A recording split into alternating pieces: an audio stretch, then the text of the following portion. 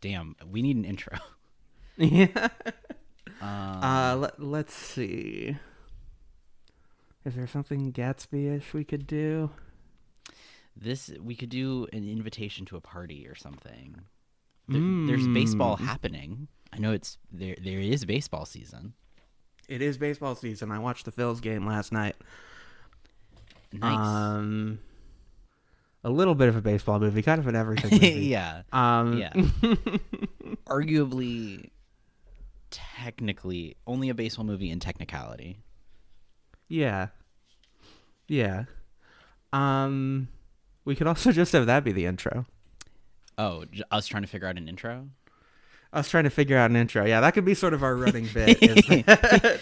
Each episode we are on mic trying to spitball an intro. Yeah. And then we don't do it. Yeah. Well, yeah, that's funny. Especially because I don't even know what I could apply for college. I could apply for podcasting college. Yeah. And only maybe get in. Yeah, it'll take a couple months for to sort through the applications. Yeah. But welcome back to Pulp Fantasy. Welcome to Pulp Fantasy. For more than 100 years, the world has been fascinated by the movies.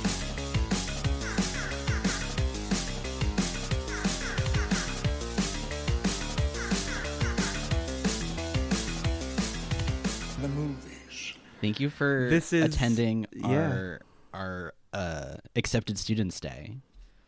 Yes. You'll be staying with a freshie. Yep. And you'll get to shadow a couple classes. Yep. The Red Dead Redemption class is what's on your schedule today. This is a show where we look at the history of movies and ask the most important question: who's winning? Yes. And this season, I love explaining it to people by just going, we're watching all of Paul Rudd's commercial failures. And they go, oh, that's fun. And then I go, it's called Red Dead Redemption. And they're like, oh. I always start with the name because I'm very proud of it. It's really good. And then when I start with the name and then I describe it, people will sort of like the gears will turn as they're and then they'll be like, "Oh, Red Dead Redemption." Right. Yeah. Because we are trying to redeem these movies in a way. Yeah. By the way, my name is Rachel if you're nasty. And my name is Ruth, and I'm also here. And the movies we're looking at today, when we kind of had this episode coming up, these are films that were based on a book. And I feel like my attitude going in was like, okay, first two episodes, we've had some wild kind of swings and interesting little films that we never would have seen otherwise. This is going to be a little more chill. You know, these are all adult kind of dramas. They're not going to be crazy, but they're not going to be terrible. And I guess I'm glad to say that a couple of these are crazy and terrible. Yeah, there were definitely some surprises. Across the board. I didn't know very much about some of these movies because I guess we'll get into it. Yeah. But it was definitely a slate where there were some in here that I knew genuinely nothing about. Just popped the disc in and went, we'll see what happens. I will say that Admission is the only one of these that I had already seen. I saw it in theaters with my mom, and I was still like, okay. Classic movie, like classic see with mom movie. Absolutely. Just a light, breezy, little romantic, slightly funny, but not really a comedy kind of drama. Lily Tomlin's in it. That's a surefire sign. Yep. They really, we'll get to it, but they really don't let Lily Tomlin be a lesbian in that movie, and it's very frustrating. I know. We'll get into it. Yes. First, physically restraining myself. First, we like to start the show by talking about what we've been watching recently, anything that sort of stood out to us. trying to think. We both saw The Smashing Machine. We did. We both saw The Smashing Machine, which I would love to talk about because I realized as I was like sitting down that I had not seen a single other Safdie brothers movie. Wow. And I was like, oh, well, I guess I'm going to finally have an opinion on these guys. Yeah. And I found the thing I keep coming back to is that on a technical level, I was very impressed by a number of things, but none of that overcame the fact that it was just sort of a really basic sports movie. Yeah. I feel like what was interesting to me about it as I kind of thought about it after I watched it, and I enjoyed it while I was watching it. I thought Dwayne Johnson was really good. And I wasn't expecting to like his performance as much as I did. Yeah, because I feel like from the trailers, I thought he was going to be like, doing a voice and doing something kind of over the top. Yeah. But it's a really understated and kind of, he kind of disappears into the character such that even when he goes bald, you're a little bit like, that's not Dwayne Johnson. Yeah. I was really impressed with the way the prosthetics were done, that they still looked really good and they held up through what is like a very taxing physical role. Yeah. Like, it's easy for prosthetics to look bad, and these ones looked very good. A bit uncanny, but like good still. Very, very well done and very sort of subtle in a way that made them really come together. I think what's fascinated me about that movie as I've kept thinking about it, and I think it's my least favorite of the Safdie movies I've seen, but I like that it's sort of an anti-biopic, and like at every opportunity to maybe learn more about Mark Kerr, it steers in the other direction. Like, there's the part where he goes to rehab and we see him walk in and then we see him come out. We don't see anything that happens in there. And I think it has some really insightful little moments. I thought it was really well done, that moment where they're at they're watching the demolition derby, and you can tell they don't do like a flashback thing, but you can tell that it's like kind of triggering memories of the fight that he lost. I think it's very loud and also very subtle in kind of an interesting balance. I do feel like overall sort of the only thing worth talking about is the Dwayne Johnson performance, although there are a lot of other like real fighters in the cast and they all do a really good job. I thought the guy who played Mark Coleman was really good. He's a UFC fighter. I was mesmerized anytime Emily Blunt was on screen. Emily Blunt was very good. The and costumes, I feel like I love. She's of the era. She fits into that, and she doesn't really have a late 90s face, but they really make her work. Yeah. And I haven't seen the documentary. I have heard that the real woman is portrayed in kind of a negative light in the documentary, and it feels like they made a real effort to kind of like flesh out her character in this. Yeah, I think what I wanted out of it that I didn't get was sort of more commentary on the UFC and MMA as a sport, and it seemed, especially, I think if it hadn't been for the very ending text where they're like, these men have gone forgotten, this one's name was, like when they were doing like very like reverential stuff at the end, I was like, okay guys, you've lost me. I think the things that are really interesting about MMA and UFC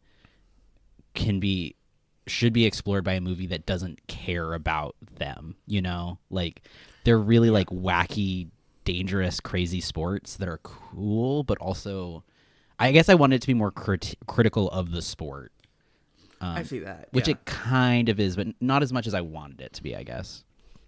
I did really like, and I think the like scene that sticks out to me the most is at the end when we see the real Mark Kerr like grocery shopping. Oh, yeah. And he seems like he's caught off guard by the cameras being there, like he's kind of chuckling to himself. Yeah. It has a very interesting, very unique kind of energy of like, here's the real guy and he knows what's going on and it feels like a prank on him almost. Yeah. Good movie.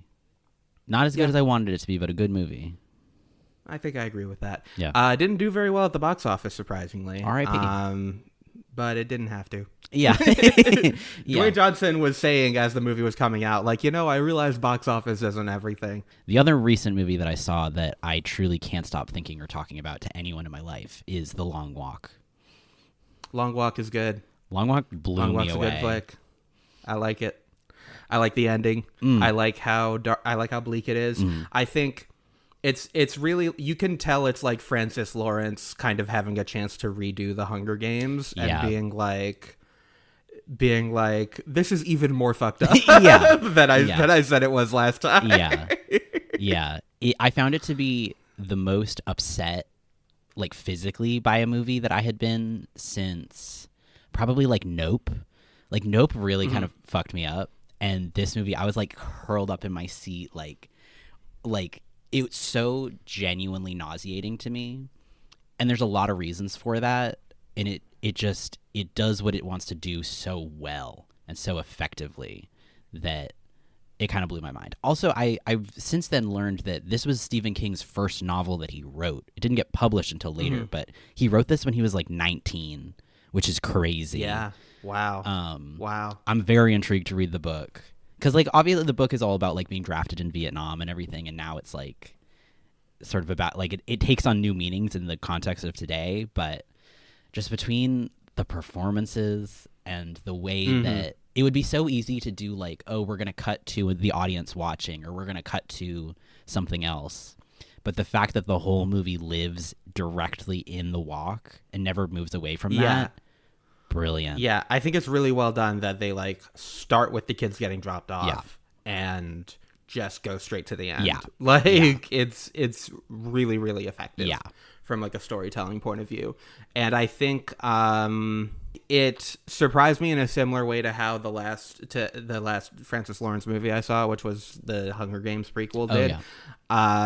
Just both like really well constructed and interestingly constructed movies that like have that YA appeal and are also like feel very relevant and very timely. And like you said, the cast is great. Cooper Hoffman and David Johnson are amazing. I love that they're like besties and they're going to do more movies together. Mark Hamill's really good. Mark Hamill is so good that I didn't realize it was Mark Hamill until like a half hour into the movie. And then I was like, wait a minute. That guy kind of sounds like the Joker from Batman animated series. Hang on a minute. He's kind of doing like an American Brian Cox thing in this movie. Yeah, and like the way they costumed him so that like you can't even... I genuinely didn't realize it was Mark Hamill. And then when I did, I was like, this is next level. That was the best. That was so... it was such a good casting choice. I also always love to see Josh Hamilton, and he plays the dad in the flashback in this. Oh, and yeah. He does a really good job. Yeah. The way that violence is used so sparingly so that it genuinely is like terrifying. The amount of like shitting in the movie. Yeah. The next time I had to like use the bathroom after seeing this movie, I was like, oh my God. It's a real shit movie. It's a real shit movie. In a way that I can't, off the top of my head, think of another movie that so dramatically employs shit. Yeah. Yeah. Yeah. Like there's like horror books I feel like I've read that have done similar things, but they don't tend to do it on the screen. Yeah. Yeah. That's another thing that was sort of missing from the Hunger Games. So true. Suzanne Collins, get on it. TikTok. I mean, she's still ready. She could throw it into the next movie. Yeah. Did you see One Battle After Another? I haven't yet. I was planning to see it, and then I had a headache, and I said, I don't have this 3-hour movie in me, and so I saw The Smashing Machine instead. Yeah. I think you're going to really like One Battle After Another. Yeah. It's certainly my favorite PTA movie since at least There Will Be Blood. Probably even further back. I mean, it's so timely, and so the fact that he wrote this before Trump's re-election is fucking crazy because it's so relevant. Like, I mean, the opening scene is this group of radicals called the French 75 liberating like an immigrant detention camp. And it's not, world changing, but it's like it's the kind of like thriller with decent politics that we haven't had since the 70s, basically. Yes. That's been so on my brain recently because we've been watching a lot of Robert Redford movies. Obviously, R.I.P. I hope he's having a great time making out with Paul Newman in heaven. Thank God. Yeah, but like, so I watched 3 Days of the Condor for the first time, and I watched All the President's Men for the first time. There's just, they put something in those political thrillers back then. Yeah, and it's not just like the haircuts and the jeans. Like they put something in, they put some juice of in the them, movies. Yeah, One Battle After Another is so funny, and you mentioned that it's almost 3 hours. It moves at such a clip that like it. I came out totally satisfied, but I was also like, knowing that it was that length, I expected it to have like a Scorsese style, like third act reinvention. And at the end, I was like, it could still have that, and it could go for another 45 minutes, and I would still be satisfied. Like, there's no point where it feels long. There's a car chase that is one of the most brilliant car chases I have ever seen. It's well shot. It's done on this road in LA that's like super hilly, and so there's such a tension to like, you don't know who's behind you or who's in front of you, and you don't know what's just over the hill. The cast is amazing. Chase Infinity is amazing. Tiana Taylor as Perfidia Beverly Hills.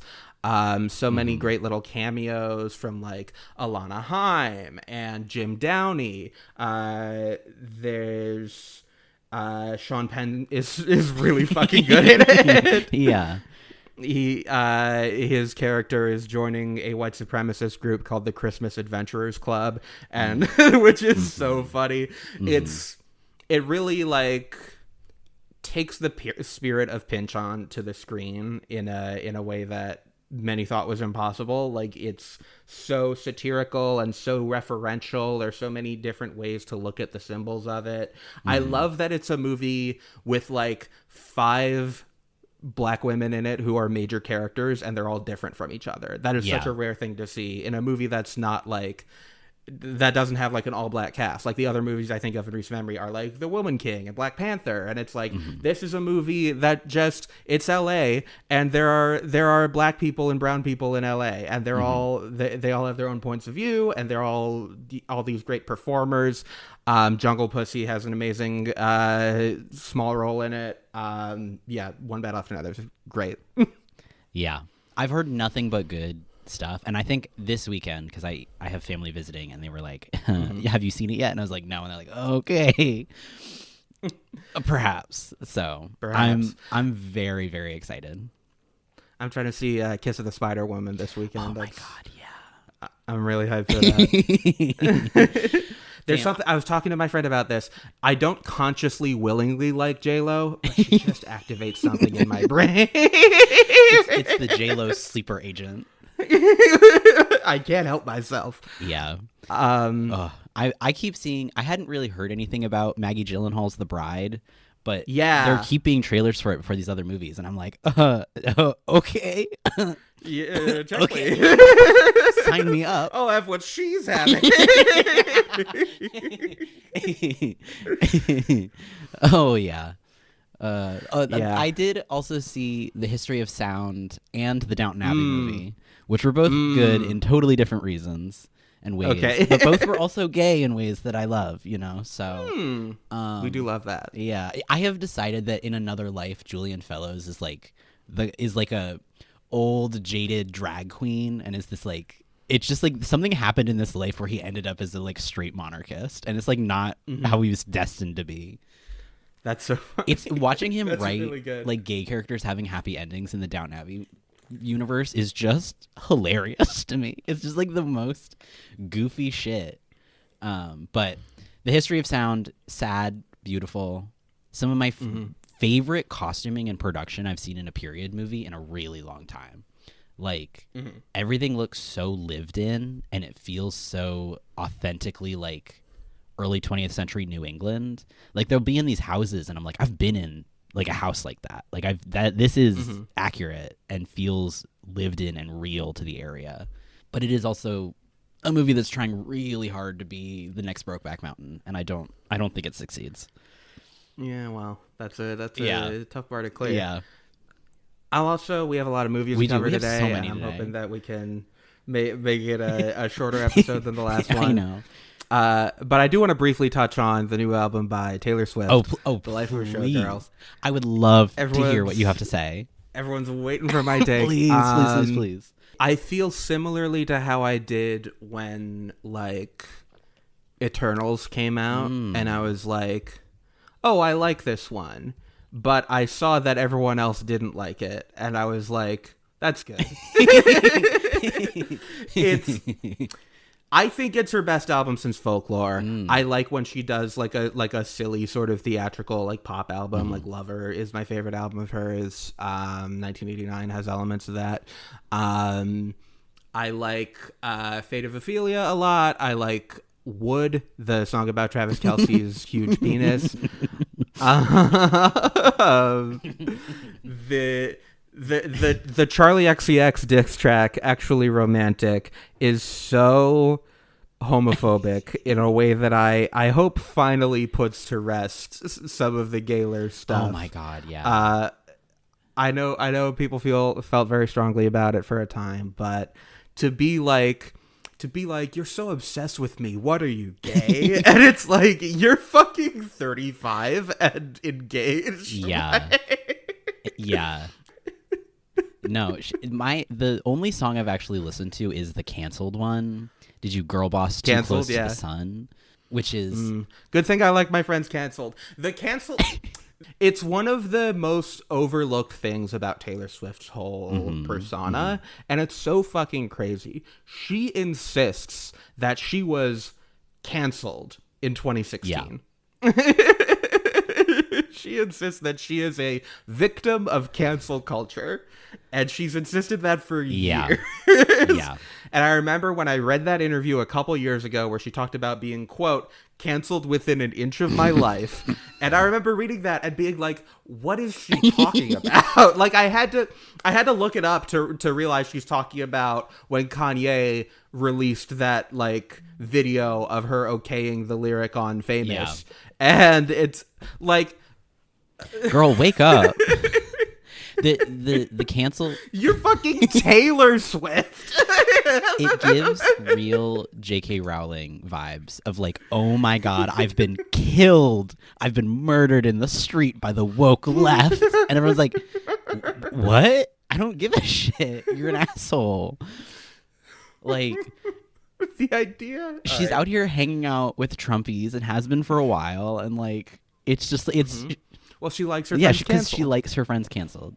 She's not even trying to appear anything other than conservative now. And I'm like, okay, at least the facade, the image is gone. Yeah, I'm sure she'll be woke again in 4 years. Whenever it becomes profitable to be woke again. Yeah.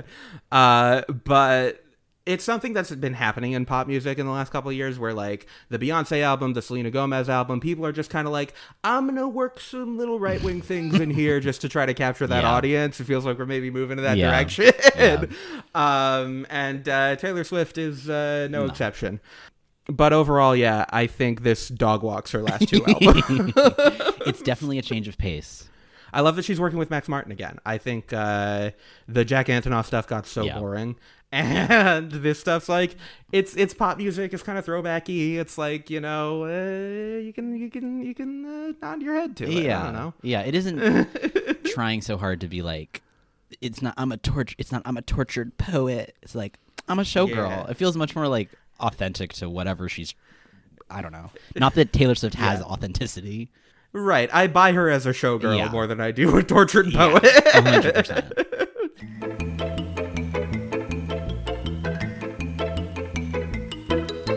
I think it's time we get into these movies. Let's dive in. Especially because I think the first one is one that we're going to have very little, I at least have very little to say about. Yeah, me too. Yeah. The first movie we're talking about is The Great Gatsby. Yeah. I have never found a movie that so accurately recreates the experience of going to see your high school friend in a play and you're only there for your friend and the rest of the play is really, really bad. And even your friend isn't really doing that great. But at the end, you have to like give him a hug and be like, I loved the costumes. Yeah. No movie has replicated that feeling the way that this movie did, where I was just like, just so bored and confused, and no one seemed to know what The Great Gatsby was about in any capacity. Yeah. But sometimes Paul Rudd was on screen, and I'd go, "Hi, Paul Rudd." Paul Rudd as Nick Carraway. We have a couple attempts at Paul Rudd doing a period role in this group of films, and there's always a bit of an uncanny thing about it. He feels like a very Gen X kind of guy, but I think he is the highlight of The Great Gatsby. Yes. I think he, brings a little sauce to it, especially considering that he was a little earlier in his career back then. Just kind of like, oh, well, Paul Rudd is the star of the show. Yeah. Toby Stephens plays Gatsby, and he is just mewing the whole time. Just like fucking, when he's sad, when he's happy, when he's angry, he's just always mugging straight to the camera. Yeah. It made me question Toby Stephens' just general ability, because like Black Sails is one of my favorite shows of the 2010s, and I think his performance in Black Sails is mind-blowing, is so good. And I was watching this and I was like, is he that good, or did he just happen to be really, really good in one show? He definitely feels like he's like kind of green in this one. Like I don't know, like I'm trying to think like where he was in his, he definitely, I mean, he was in like Orlando and shit, like he had done some actual, but he'd mostly done, the thing that British actors do, where they're in a bunch of the Shakespeare movies, and then they kind of, I mean, this Great Gatsby thing, it was shot for the BBC. It was, kind of in that ballpark still. And I think you can tell that he's still working some things out. He's riding the coattails of being Maggie Smith's kid. But he'll get there eventually, and then eventually he does a really good pirate show that's fantastic and everyone should watch. I thought Mira Sorvino was okay. I don't know. I can't say that I agree. I feel like I feel like all the performances felt very forced in a way that was weird. I don't know.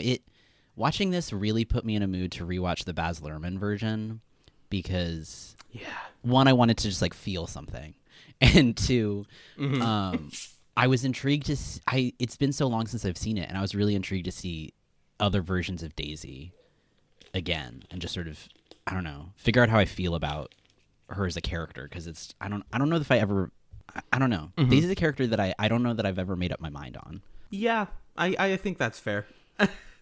I think this is it follows the text of the book pretty, it doesn't make a lot of like big artistic swings the way that like the Baz Luhrmann version does. It's kind of, but it's also like they shot it on a very tight schedule and a very tight budget, and you can tell the Gatsby parties, there's like 20 people there, and they're all doing the same dance. Those were the moments, that was when I was like, damn, I should rewatch the Baz Luhrmann one.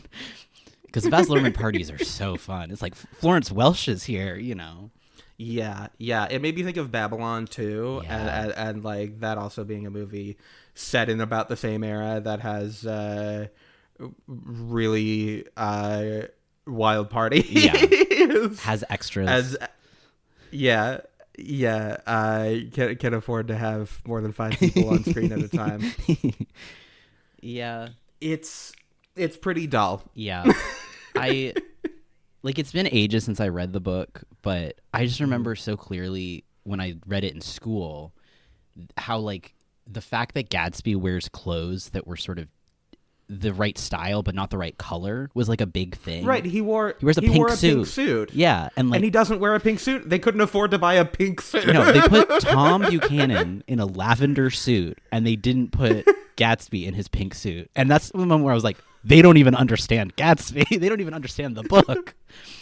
And he has a yellow car. He doesn't have a yellow car in the movie. They like when he's like showing off his room to Daisy, and it's supposed to be like this whole like pile of all the like lavish stuff that he's buying to like try and fit in, but none of it's quite right because it's all these crazy colors. And it was just like a cabinet of shirts. Yeah, most of the movie feels like TV, and it was made for TV, but then there are just these like 3 or 4 landscape shots that have a totally different color palette and look like they were shot on different cameras. It's a very bizarre movie. We don't end on the green light, which feels like I was expecting that to be kind of where we ended it. It's the green light is kind of small, and kind of not there for a lot of it. I'll say Paul Rudd also doesn't have a lot of nice things to say about this movie. Please. Someone once asked him if it had any redeeming qualities, and he said, "They paid me." Word. Respect. Sometimes you just got to keep that union card, you know? You just got to take a job. Yeah. Absolutely. Another thing I found out in the research is that they made a featurette about the making of this. Oh, damn. I couldn't find it, but it aired as an in-flight movie on U.S. Airways for like that like winter season. You could watch. It was exclusively an in-flight featurette. That's crazy. Because like I got the DVD, and the only special features on the DVD were the like actor bio filmography things that they used to do in like the 2000s when they didn't have bonus features. Lost media. We gotta find it. Yeah, we gotta find it. I think U.S. Airways like helped fund this movie. It's so funny. So they had like a tie-in to like, and there was also like a crystal company that I assume they got some of the glassware that you see on screen from. Yeah. And so like they promoted it to like libraries and schools around the country. Yeah. They hosted a bunch of like free screenings in libraries and stuff. But like, yeah, that featurette was something you could only watch on an airplane for like 2 months. That's fascinating. That's making me think about like how many other things are lost to time because they were exclusive to airplanes. Yeah, there's got to be so much, and there's so much that they have to be. Yeah, they're in some archive somewhere. They're on someone's tape in someone's attic, and then someone's gonna find it, and then we're gonna get a great like Severin Films release of just all the weird made for airplane stuff. Absolutely. There's a local group, Secret Cinema, that does a lot of like collections of like old educational movies and local stuff that they just dug up from the archives. Yeah, I love that shit. I love that shit way more than this version of The Great Gatsby. Yeah, I'm trying to think if there's anything. This was directed by Robert Markowitz, who's a guy who pretty much just does TV movies. He did Tuskegee Airmen with Lawrence Fishburne. That's maybe his most well-known one. Yeah, I don't know. I don't know that I have anything else to say about The Great Gatsby. I didn't even fill up a whole page of notes. I did a half a page. We might be one and done on Great Gatsby. If you want to see it, it's easy to find. If you're a completionist with Great Gatsby, or you're in high school, you're reading the book. You know, it's a pretty again. Pretty direct adaptation. Kind of goes through all the beats, not in the most dazzling way, but not much to say about it. Yeah. I feel like now I have to see the Robert Redford version because I've been doing a watch anyway, and then now that I've seen this one, now I have to complete the trilogy. Yeah. Do you want to briefly say what this movie's about? Oh, The Great Gatsby. The Great Gatsby. I would love to try and explain The Great Gatsby. Nick Carraway is a guy who moves into a cottage on Long Island, and his neighbor is this cool dude named Jay Gatsby, who doesn't actually exist, and who's in love with the lady across the way from his teenage years. And he throws wild parties, and then lots of other stuff happens. There's a murder at the end that I always forget about every time I talk about The Great Gatsby. And then he dies. R.I.P. Gatsby. Spoilers for The Great Gatsby. In a pool. And Nick's the only one that Matt cares because Nick's in love with him. Everyone watch the You Belong With Me AMV. It's really important to me. He's one of the only people. It's like him and Gatsby's dad are the only people who show up to his funeral. One thing I will say for this version is that it reveals that Gatsby is like some loser pretty early on, and so you're kind of just sitting and marinating in that the whole rest of the time, and it does kind of color some of the later scenes in an interesting way. Anyway, that's that. The next movie is called P.S. Oh, the next movie is bananas. The next movie we can talk about. There are 2 movies about college admissions that we're talking about this week. We'll get into some of their similarities when we get to the second one. This movie is based on a novel of the same name by Helen Schulman. It was directed by Dylan Kidd, whose previous film was the movie Roger Dodger, Jesse Eisenberg's first movie role. I feel like I always confuse it with Romper Stomper, even though those are like not very similar movies, but they're just both kind of like dark boy movies that were someone's kind of breakout. It's about I'll get into, let me get into the plot of this one. What in the world is P.S. about? So basically, Laura Linney plays a college admissions worker at it's in New York, right? What school is it? I want to say it's NYU. It's maybe not. Yeah, it's Columbia. Columbia. There we go. So they're both Ivy League movies too. Both of these. The other one I do remember is Princeton. No, is it Dartmouth? It's Princeton. Okay, that's okay. We'll get there. I remember that because in Catcher Was a Spy, Mo Berg went to Princeton. It's all connected. So Laura Linney is a college admissions worker at Columbia, and she gets an application from someone named F. Scott Feinstadt, and that is surprising. All connected.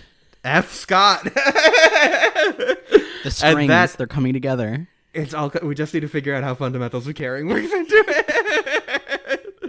And she's surprised to see that because her high school boyfriend who died was named Scott Feinstadt. So she sets up a meeting with this kid. It's Topher Grace, and she feels that he is the spitting image of her dead boyfriend, and they start hooking up. And her friend Marcia Gay Harden also dated this boy in college and also gets involved with Topher Grace and agrees that he's just like him. She also has a brother played by Paul Rudd who is a recovering addict. And she is like really mean about it. There's the scene early on in the movie where she's talking to her ex-husband, and he says he's been talking to Paul Rudd's character, and she's like, "Don't talk to that junkie." And it's like, what the fuck is wrong with you? But in the end, of course, it turns out that this kid is just some kid who wants nothing to do with all this shit. And yeah, it's a very strange movie. It's a movie that I had no idea what it was about. I read the back of the box and went, oh, another one about admissions? That's weird. Mm-hmm. And then I popped it in and went on a wild ride. I don't even know like how to describe how it made me feel, because it was just like I never knew what was going to happen next. But then also eventually it reached a point where I was just like, so like, oh, this movie is just weird or this movie isn't even weird. It just, the sexual politics of this movie were confusing. And so eventually I just like sat in it. I was just like, we're okay. Now I'm just going to enjoy Laura Linney being on screen, because I don't know that I can like parse what the rest of this is supposed to be about. Yeah. They never really address how old Topher Grace is. Yeah. They later say that he's, like, late in the movie, they say he's an MFA applicant, which is like, okay, so he's probably an adult, but, like, they never say it. Yeah. That was a big part of it. Laura Linney also plays the head of the art department admission. Like, she's, like, head of admissions, which, according to the Wikipedia, was not in the original script. They had to, like, go back in and change that for some reason. In the original script, she like admitted that she's just like a secretary or whatever, but in the actual movie she has like a lot of power. And there's even a scene like after they have sex the first time where Topher Grace is like, is this gonna hurt my chances of getting into school? And it's like, and I'm just sitting there and I'm like, huh? Good fucking question. Like it's immediate. Like he shows up for the interview and they have all this like awkward tension and Laura Linney's obsessed with him and then she's immediately like, let's go someplace quieter, and then they go to her apartment and then they hook up immediately. Like no foreplay. They're just like, they're there. We don't really, this movie does not, the admissions are like not sort of the through line of the plot as much as they are in Admission, which we're talking about later. So we don't 100% learn like how much it did affect his application, but feels like it probably did. Like I can't imagine. It feels like a weird choice. If I was trying to get into an MFA program, I wouldn't be like, even if the admissions offer I'm interviewing is Laura Linney, I'm not going to be like, yeah, let's go back to yours. Yeah, I don't necessarily buy that Laura Linney's character can separate her work from her home life. Yeah. There's a lot that can't be separated in her mind. On some level, I like that we never get like a flashback of the boyfriend, that it's left kind of, and we're led to sort of believe that this is all in her head a little bit, and that she, you know, the kid at the end is like, my name's Francis. I just put F. Scott on the application because I thought it made me sound interesting. And you sort of buy that, like, he probably doesn't actually look or act that much like the Scott who died. And there's probably like some sort of there's some sort of an imprinting that's happening there, which makes it more fucked up in some way. Yeah. And we sort of get into, because there's the painting that's the opening shot of the movie that Laura Linney insists is a painting of her done by Scott, the boyfriend, as mother and child. And there's also this like underlying arc of like, was there a baby at some point?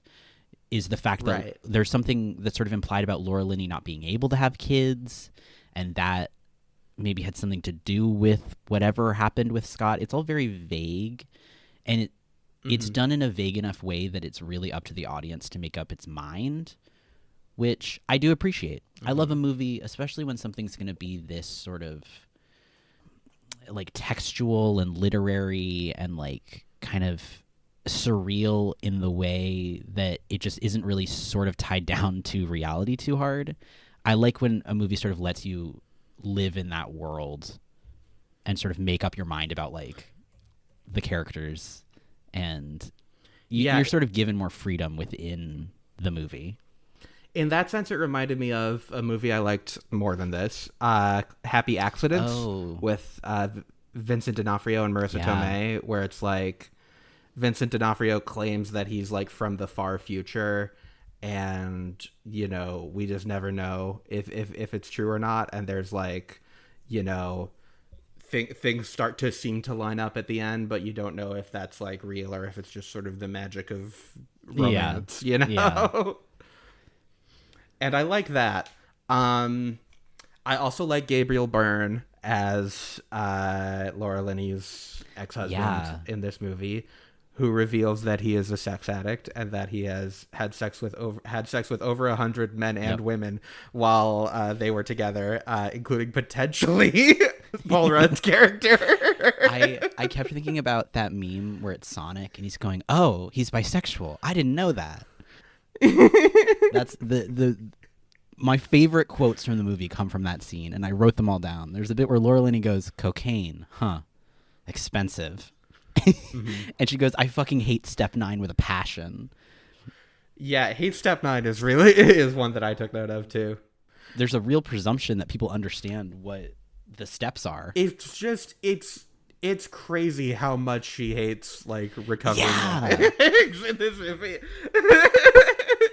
It's such a weird character trait. Like, I'm sorry that Paul Rudd is literally like recovering from, it's not really super explained, and he's like doing stock trading or something now, but he goes back to their mom's house a lot to eat pie.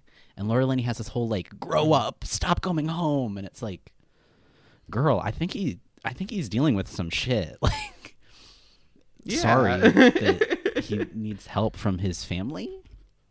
You also have Lois Smith, a very reliable mom character actor, playing her and Paul Rudd's mom. She's been she's still doing this shit, and she was in this. She was in fucking East of Eden and fucking Five Easy Pieces, Fatal Attraction, Twister. She's in Lady Bird. Like, she's 94 years old, and she's still crushing it. But I mean, I think the standout for me in the cast, everyone's kind of good. There's like 6 actors in this, and they're all good. Marcia Gay Harden. Oh yeah. She is so fun, and she is sort of playing like the unsympathetic version of the Laura Linney character, and it's so much more enjoyable that way. Yeah. Because if the movie had like leaned into its mean-spiritedness, it would have been way more fun. And instead, I feel like I found myself getting just kind of like bored by the like a combination. I was like too uncertain about how I felt to really like feel like I could latch on to the characters, especially Topher Grace. Like, the whole time I was like, I don't like this kid, but also I feel really bad for him. But also, what is he doing? You know, and I felt the same way about Laura Linney, where it was like, I feel bad for you, and I kind of want you to get out of this mess you're in, but you're also keep making these horrible decisions. Yeah. With Marcia Gay Harden, it's like she's just as messy, but she's a diva. Yeah. And we love to see it. The fact that they're supposed to be best friends bothered me, because it's like they fucking hate each other.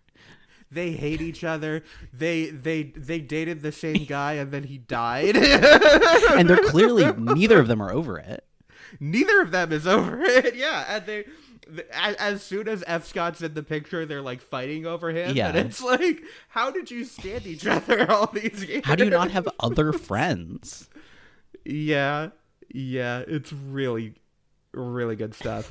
Topher Grace won several awards for this movie.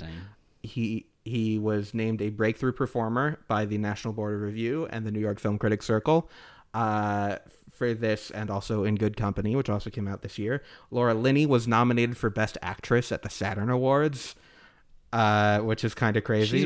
She's good. She's working it. She's working it. She lost to Hilary Swank in $1 Million Baby, which is very fair. Yep.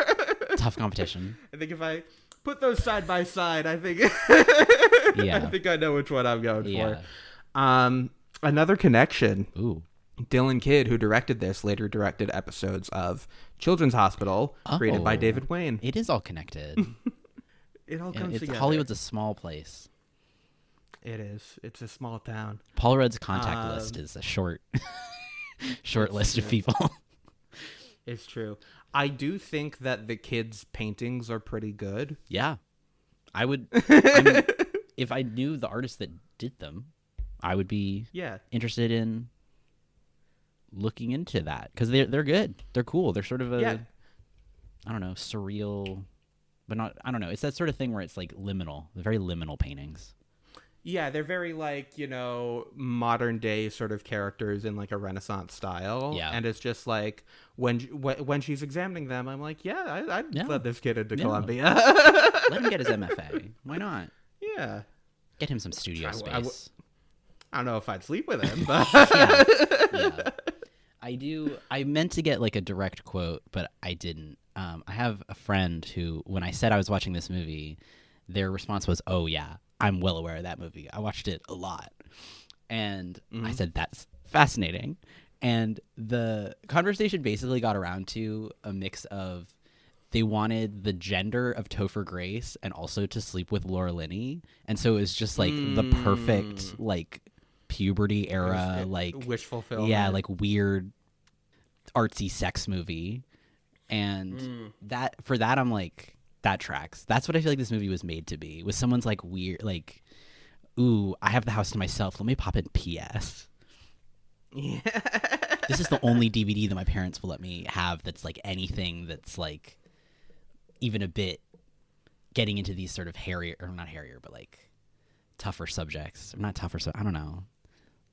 It goes places. Yeah, if you're a budding young boy or non-binary person who loves older women, You might you might have I might have a movie for you. Experience with this movie. Yeah, that may be everything I have to say about this one. Yeah. When I found out it was directed by a man, that made a lot of my questions make a lot of sense. Yeah, yeah.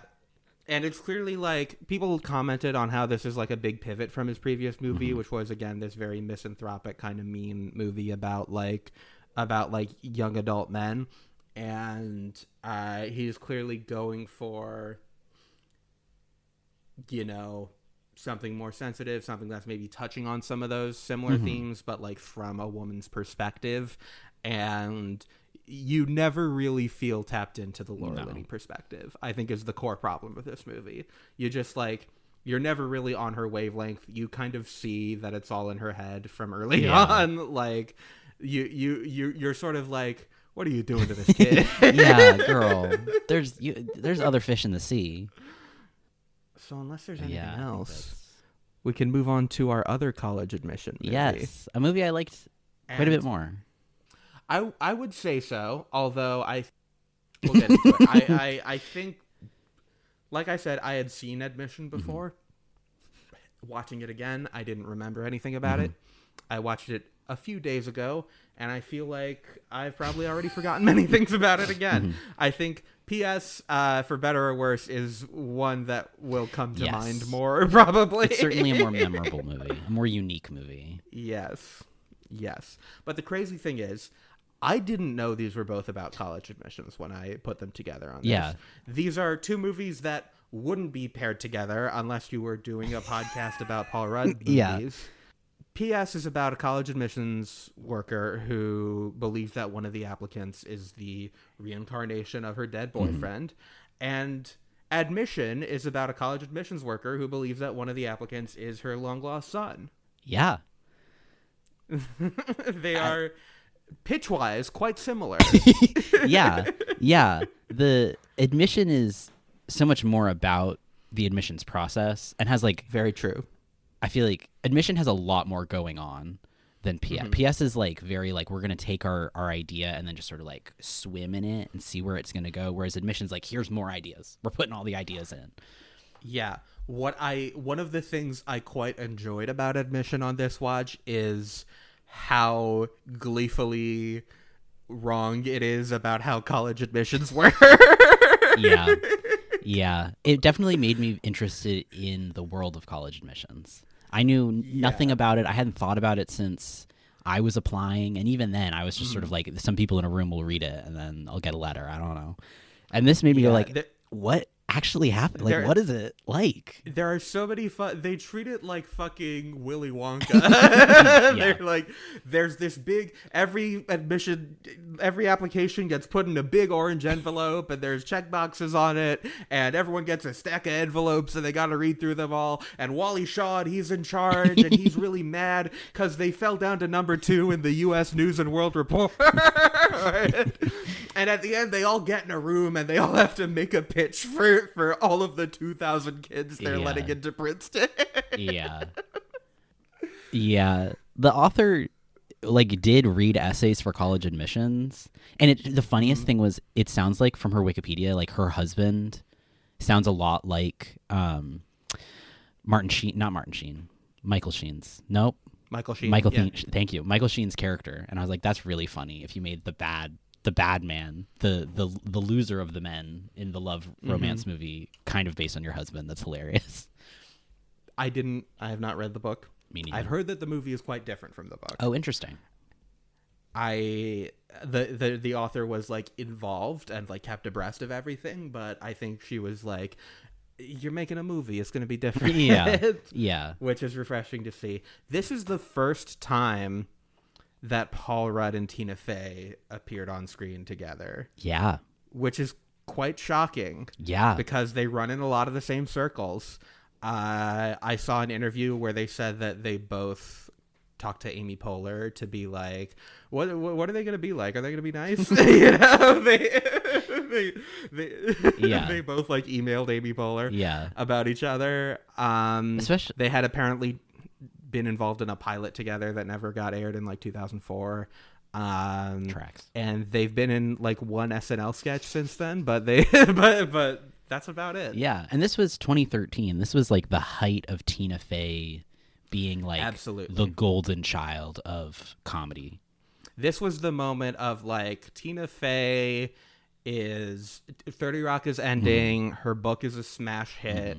She's a bona fide A-list star, and we're gonna put her in movies. Yeah. And that didn't work out great. No. But, like, all told, I feel like Baby Mama or Baby whatever that one she did was like slightly before this. Yeah, Baby Mama was sort of on the early end, and that was good. Yeah, that's a fun movie. But she did in this era. It was like she was in Admission. She was in Muppets Most Wanted. She did like Whiskey Tango Foxtrot was the big kind of disaster. She did another movie with Amy Poehler's sisters, which I saw. Can't remember a thing about. I remember Sisters very clearly. I went with two of my cousins because it was like Christmas, I think, and so it was like, we'll go see a funny movie.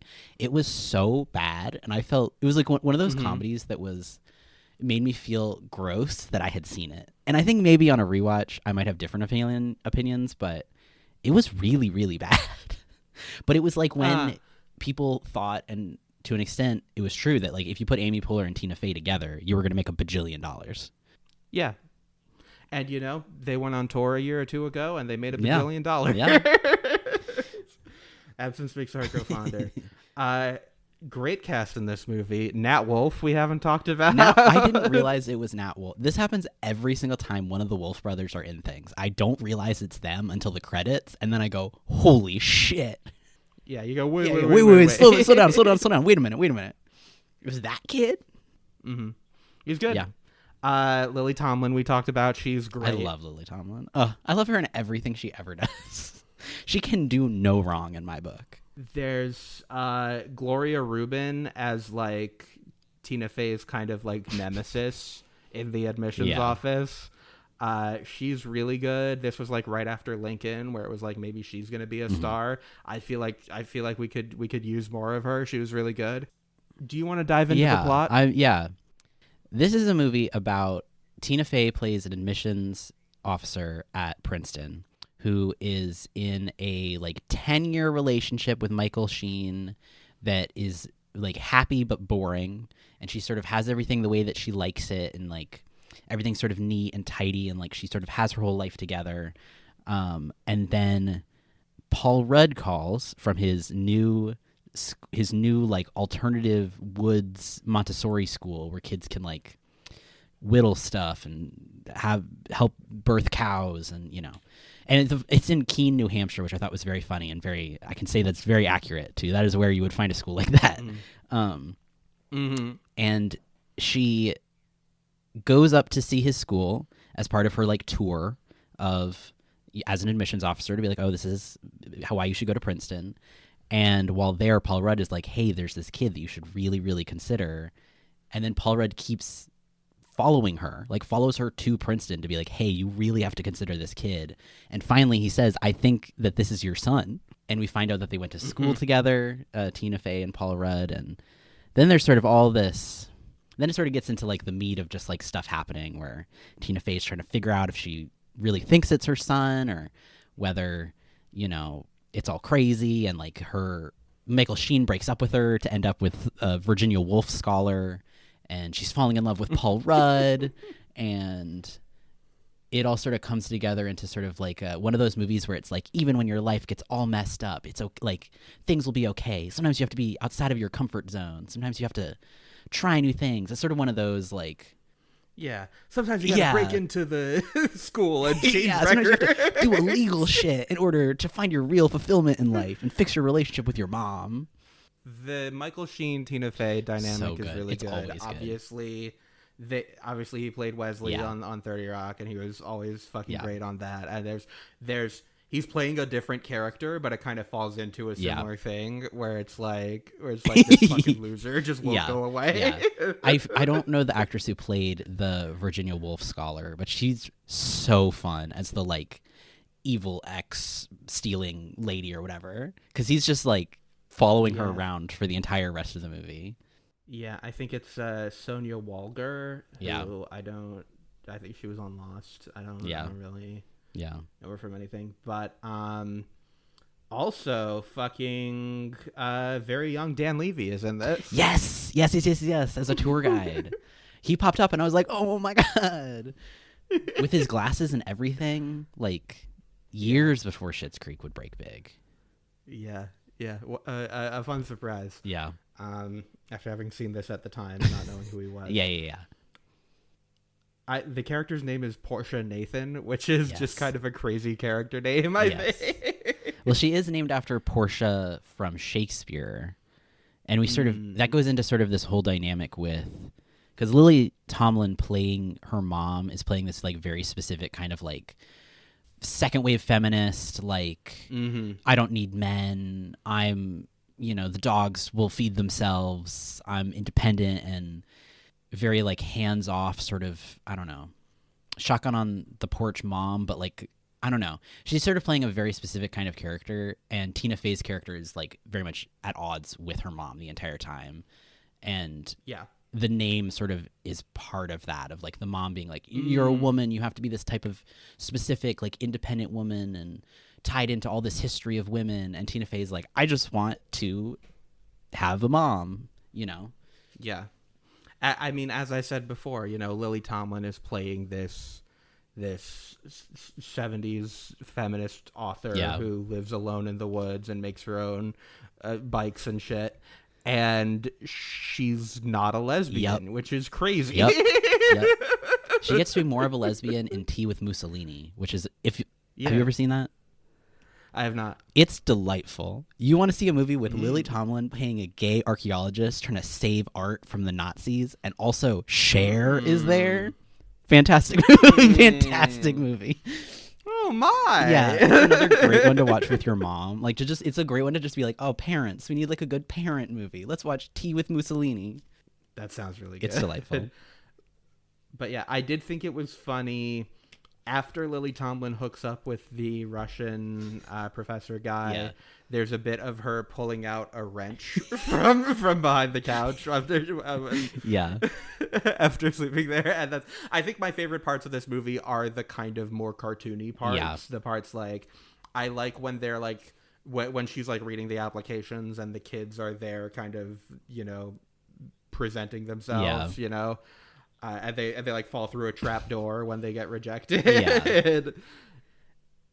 It's slightly comedic. It's not really a comedy, but it's like when it leans into the gags, I tend to like it more. It's a movie that was sold as a comedy, like as a rom-com.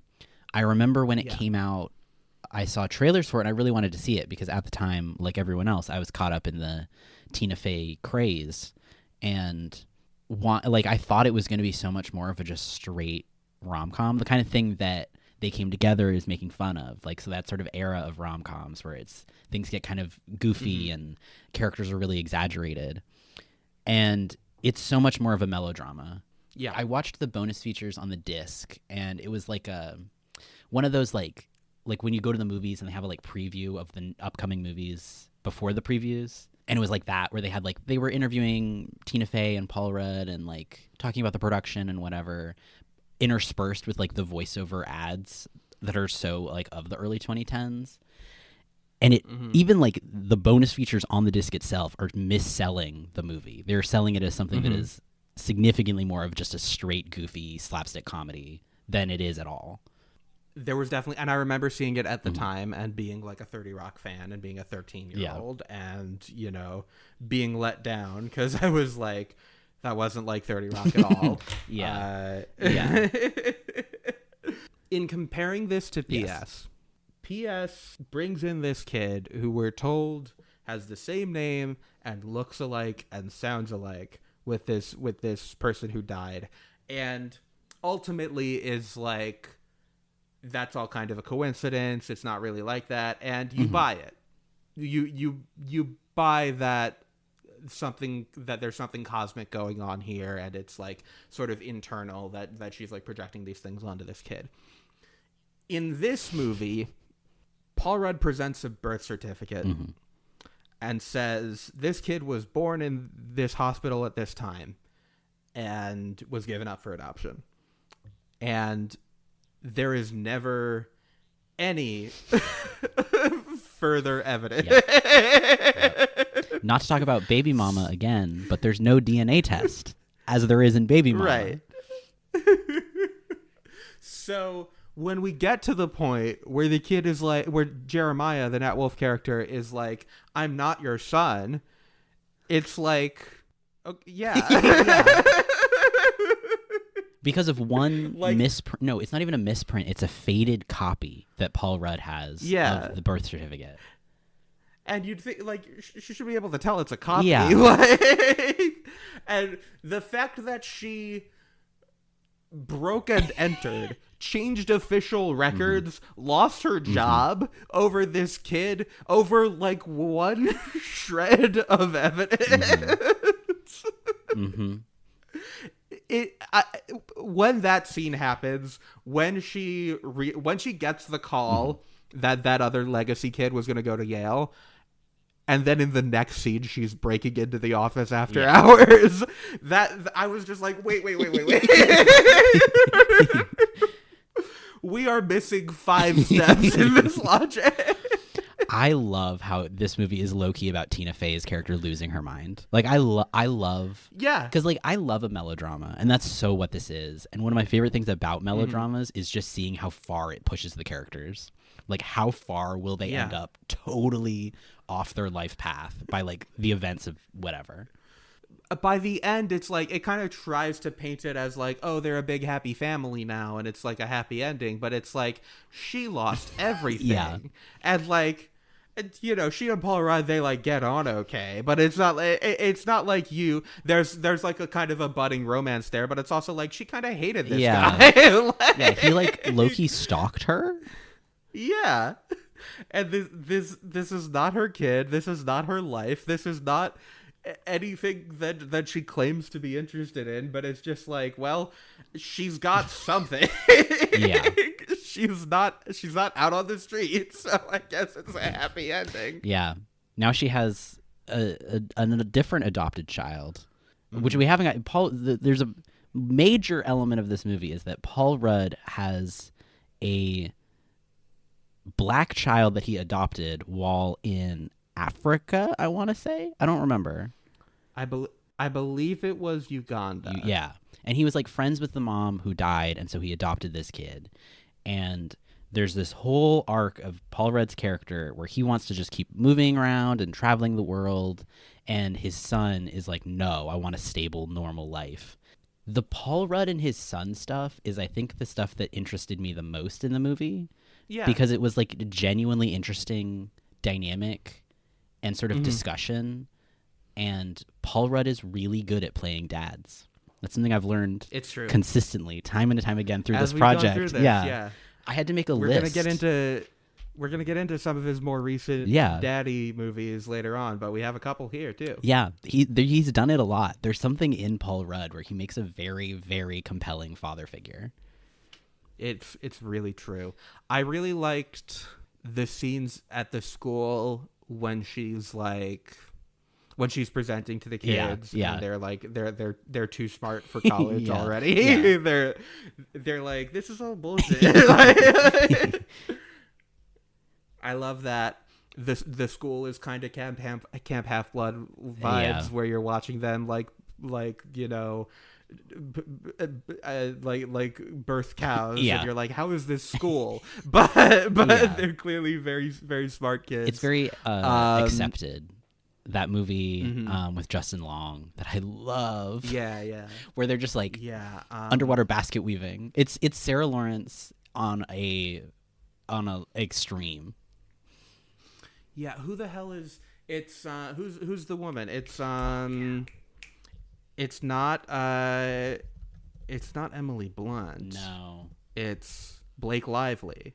Yeah, I'm looking this up. I know that it's got Robin Lord Taylor, who played the Penguin in Gotham, in it, because that's the most recent time. Blake Lively. Blake Lively's in it. That's a great movie. Yeah, I haven't seen Accepted. Oh, it's so fun. It's such a delightful, delightful time. Yeah, I gotta check it is out. also. Oh right, it has is it Jonah Hill? There's someone in it who's like before they were famous. Yeah. I think Jonah Hill's in it. No, it's fun, especially as Sarah Lawrence grads over here. It's a very Sarah Lawrence adjacent college that they invent. I think overall, like, Admission has a very pleasant kind of vibe. It's a kind of nice movie to throw on, and again, it's really fun at times. Like all the admissions stuff is fun and silly in a way that I enjoy. Again, Wallace Shawn, can't go wrong with Wallace Shawn. There's a great I love when he'll show up. There's a great line that Tina Fey does when she's trying to like convince all the other admission officers to vote for her kid that she thinks is her kid. And she's talking to one of them, and she goes, "We got to stick together in this man eat woman, dog eat bitch world." Yeah, that great kind of moment of her like last ditch trying to court her enemy. There was another kind of. There's the moment where one of the applicants that she like saves to get the other people on her good side is that the Alaskan kid that is brought up earlier in the movie who was homeschooled and caring for their ailing mother and had all these great scores and didn't have like a huge transcript or something like that. But it's like the fact that was seen as a bad pick, as someone who was not going to get it otherwise, is crazy. Yeah, it's like when the guy is pitching that kid, it's like, yeah, obviously, yeah, and then Tina Fey has to be the fucking swing vote to get him in. Yeah, it feels like in a different movie there could have been something interesting or something more interesting to say about admissions as sort of this thing that deigns who gets to have access to like it kind of gets at the like what's the point of this group of people choosing some kids over other kids and like the whole like legacy thing. But yeah, I think it's just really funny when we get to that sequence of them pitching each applicant. As if we established earlier in the movie that it's like 2,000 people getting it. And then later when Wallace Shawn is like, I remember we rejected this kid. And it's like, how the fuck do you remember that? That's what you got to do to be head of admissions. You have to be able to memorize 2,000 children. Every year. You got to remember them all by name, and you have to check all their envelopes with a big check mark. A very visually appealing, easy to read little check mark. Yeah, I will say I looked into the filmography of the screenwriter of this, Karen Kroner, and this is like her only major movie, and I'm like, that makes sense. It's not a great script. Yeah. It feels like the things I like are either like Paul White's directing or, you know, things that carry over from the book. Yeah. It feels like the sort of like dialogue and pacing, and there are some scenes that seem to like end kind of abruptly, and it's a little floppy. Yeah. And this is Paul White's is also the director who did About a Boy, which I haven't seen in a million years. But that I remember having like a similar sort of like lightly comedic, sweet, nice to put on with your parents kind of a vibe. I was going to say, didn't Chris Weitz do About a Boy, but they both did. Is true. Yeah. And you know what? Paul White's also directed In Good Company with Topher Grace the same year that PS came out. It's coming together. It all comes together. We put these movies together because they were all based on books, and it turns out they have other things in common. Yep. I have 2 notes from the bonus features on this DVD, and one of them is that Michael Sheen talked about how he had worked with Paul Rudd's brother on Twilight New Moon. So I had to look that up. Right? Oh.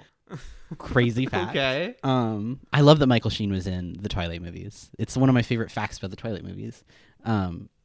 And there's a bit where one of the producers, and I went back and rewound it and wrote it down verbatim so I could get it exact. One of the producers goes, "Being able to shoot at Princeton is almost like having a character in the movie."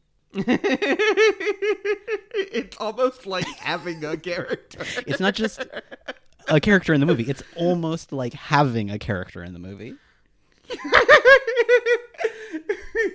Not another character. No. It's not like it's almost another. It's as if there was a character in the movie, and the character would be named Princeton.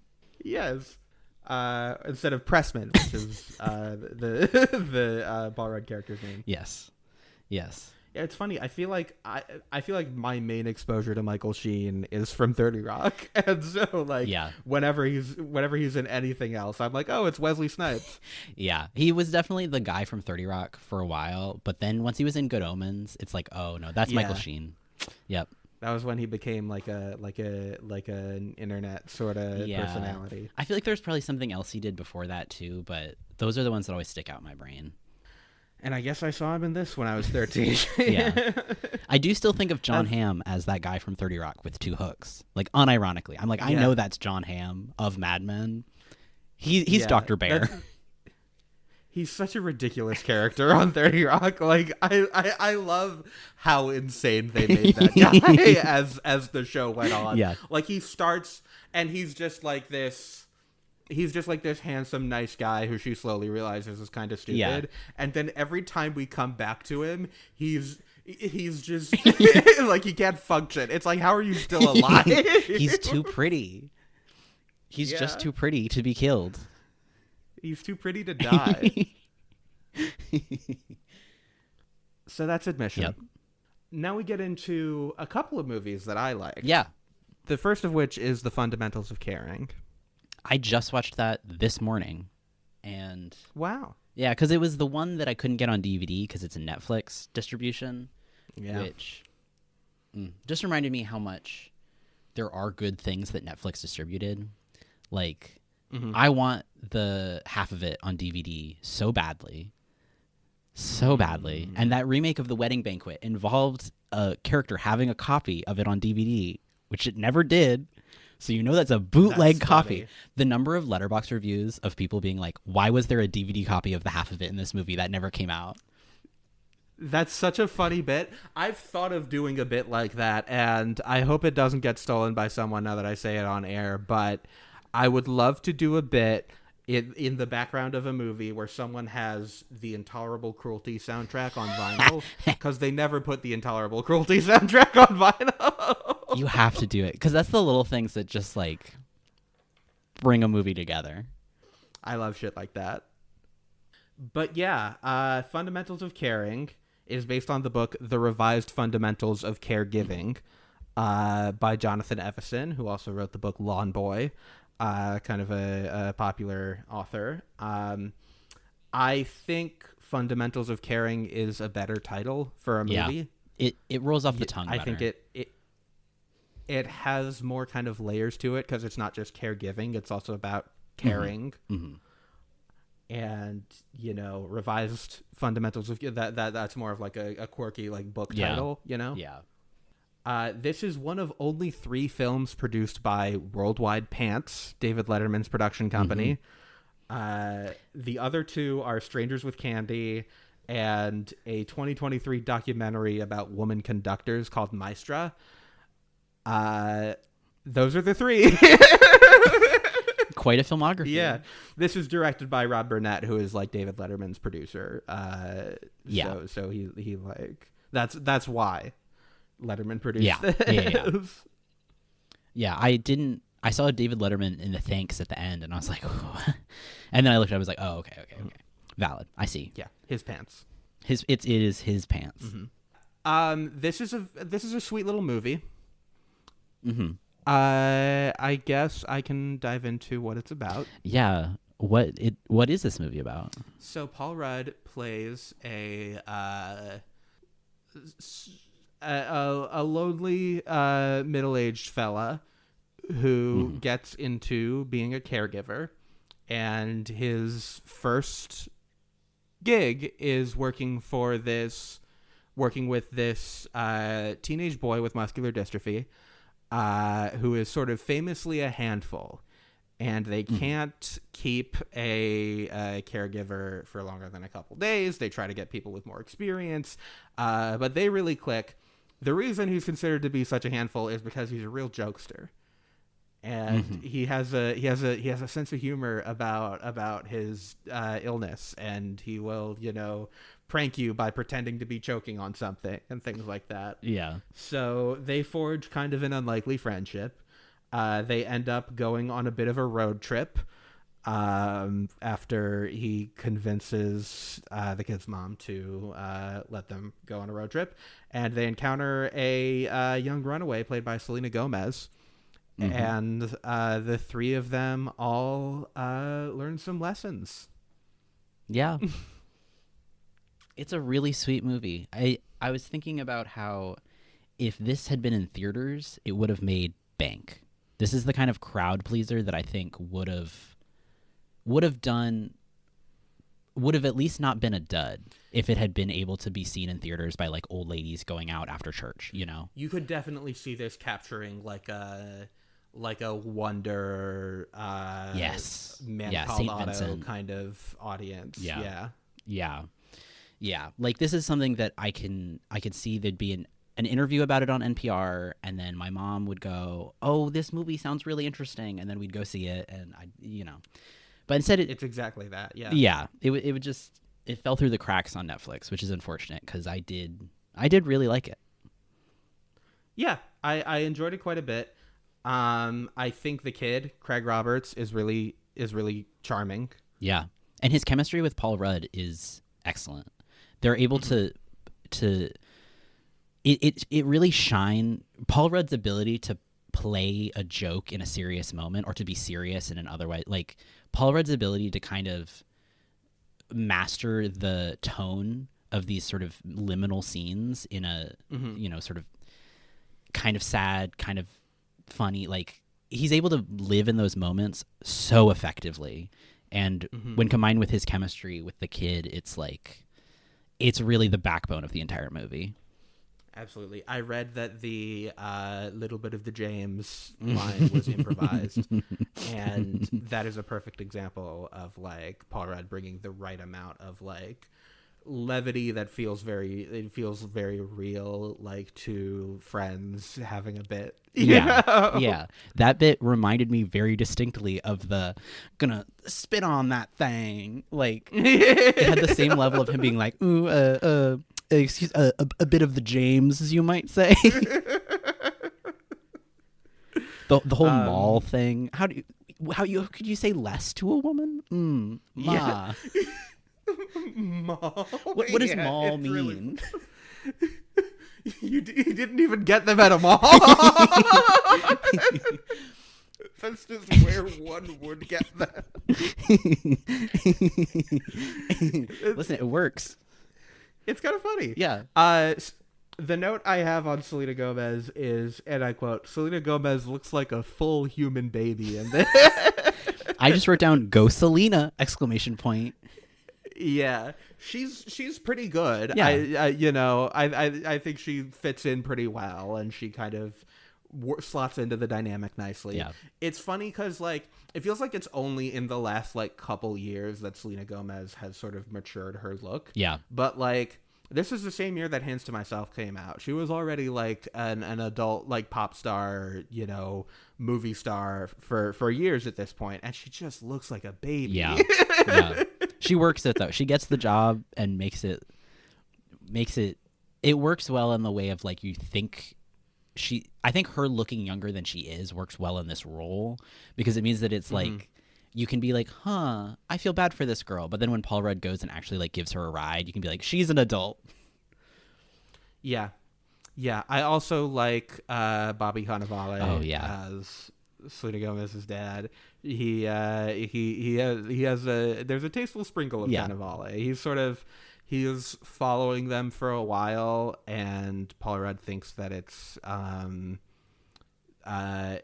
his wife's lawyers trying to serve him the divorce papers, and it's just a very sweet moment of like, she likes to like we have this sort of fractured relationship, but I'm just trying to make sure she's okay. Yeah. I thought that putting the sort of not deadbeat dad, but the kind of, not great dad in a Seattle Mariners hat was kind of brilliant. Mm-hmm. Something about that very specific costume choice, especially because like they would have had to pay to use the Mariners logo. And I'm like, something about being like, this guy just can't get his shit together. Let's put him in a Mariners hat. Besides it being set in Seattle. Really tickled me.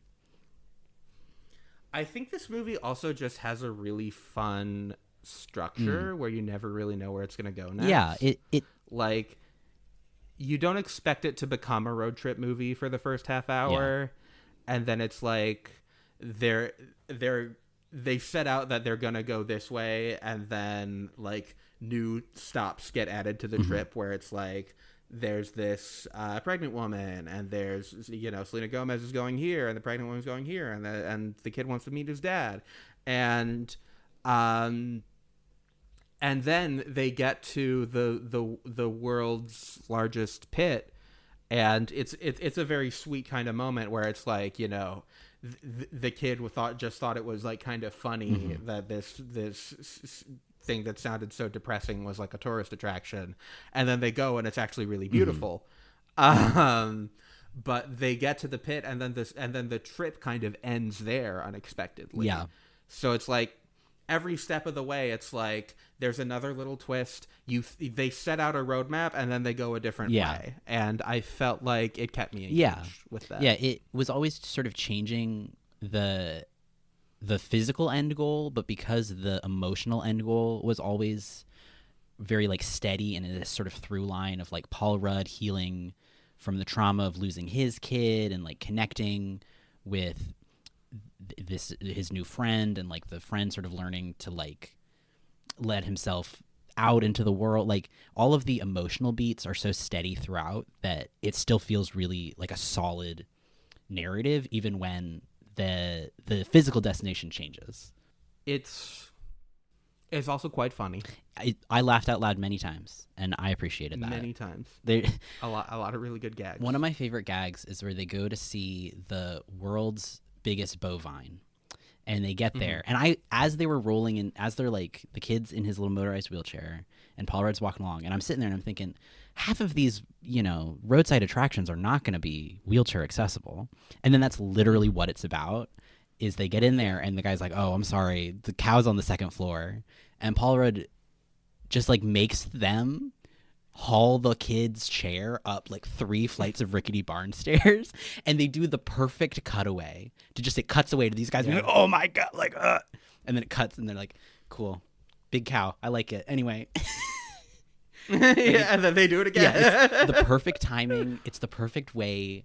I feel like all throughout the movie they went and like it's very much like a movie about living with a disability, especially one that's like this that like needs this much support, and the movie did a really good job of like, I don't know, it didn't feel like it was like oh, feel bad for him, oh, I don't know, sometimes movies like something like Wonder can get very like it feels icky, and this I don't.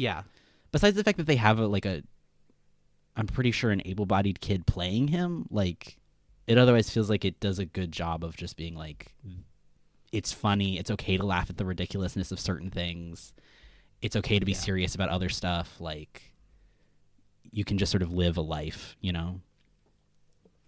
Yeah, I think there are a lot of funny things about the world's largest cow scene. When he says the cow's on the second floor, I'm like, what do you mean the cow's on the second floor? I thought it was the world's largest cow. Why would it be on the second floor? And then I think it's a really funny like add on to the gag of them carrying him up the stairs that it's not even a real cow. Yeah. It's a big taxidermy they get there cow. and it's just like a fucking taxidermy cow. Yeah. Everything about that scene's really funny. The kid has a lot of really good gags. There's the part near the beginning where he says, who do you think would win in a fight, me or a bird? I thought it was really fun. Me or a ton of birds, but all the birds have muscular dystrophy. And Paul Rudd has just the perfect like straight man energy to just reply and be like, well, obviously the birds would beat the shit out of you. Yeah, I mean that's kind of in the initial scene where he's like, how would you wipe my ass? And that's like, the thing that intimidates all these caregivers is that he's so like blunt and then he says, I'd wipe it in such a way that when I was done, there would be no shit left on your ass. Mm-hmm.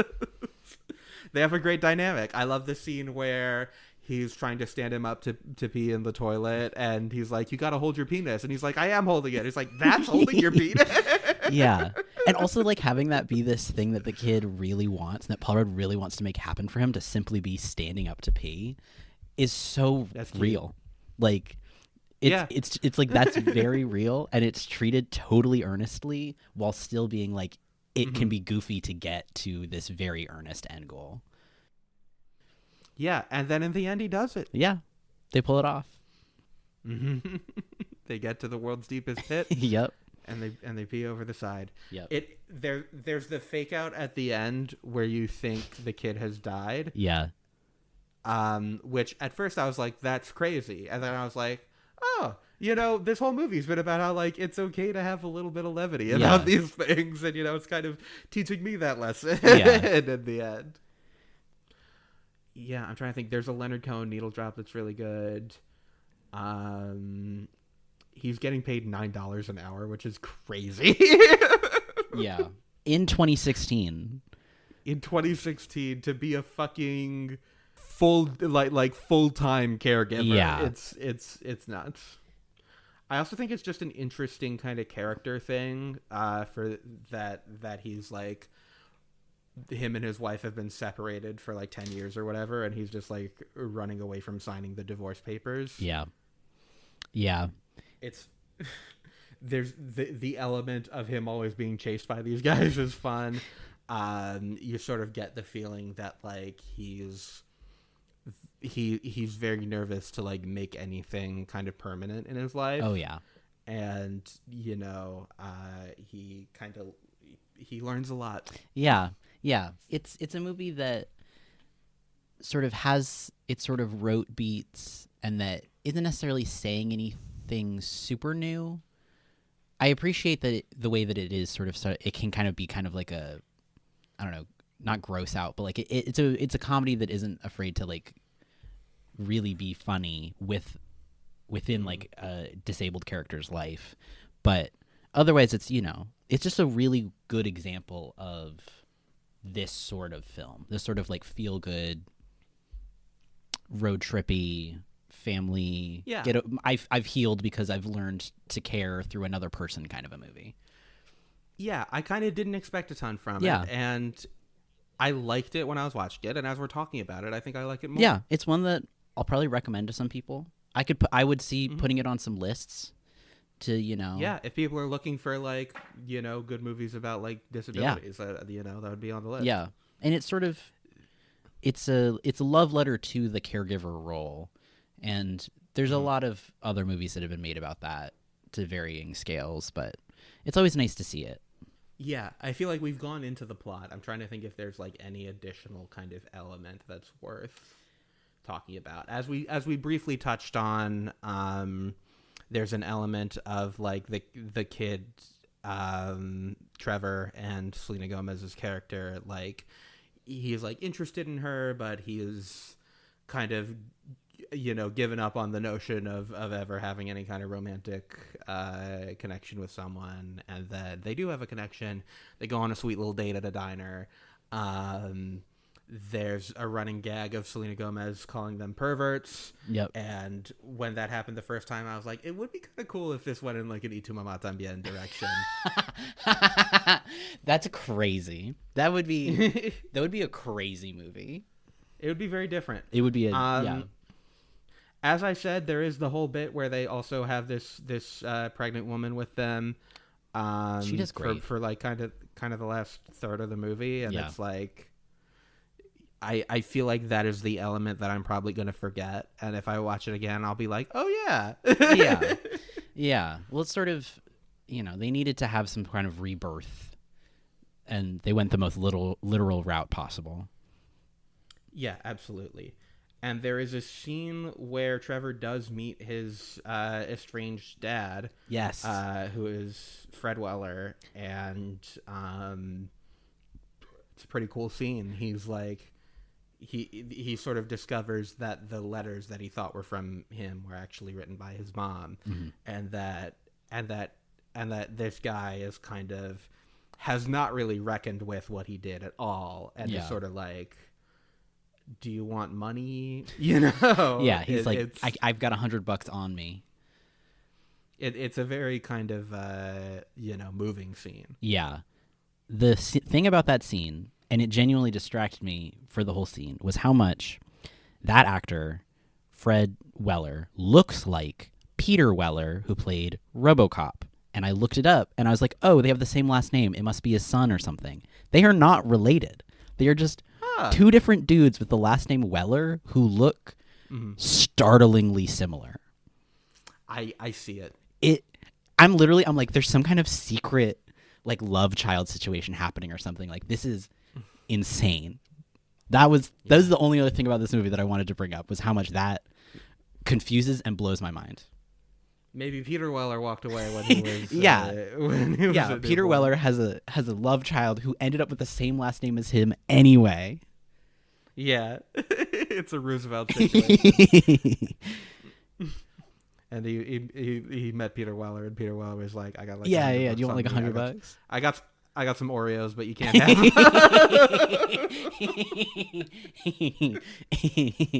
them. Oh.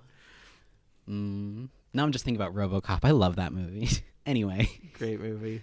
You know, it's also a good movie. The Fundamentals of Caring. Yeah.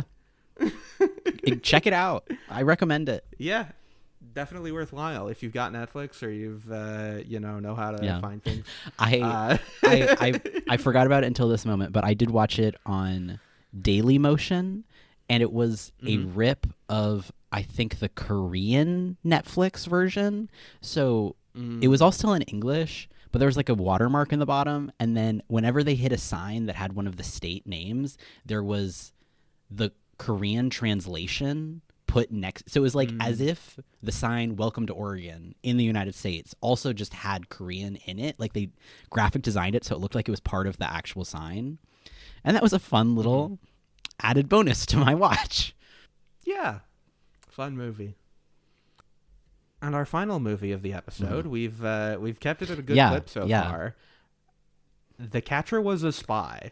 Man, I wanted to see this so bad when it came out, and I'm so glad to finally have seen it. But I think if I had seen it when it came out, I think it would have become like I think it would have exploded, and probably written fan fiction about it, you know? Do you want to get into sort of what this movie's about? Sure.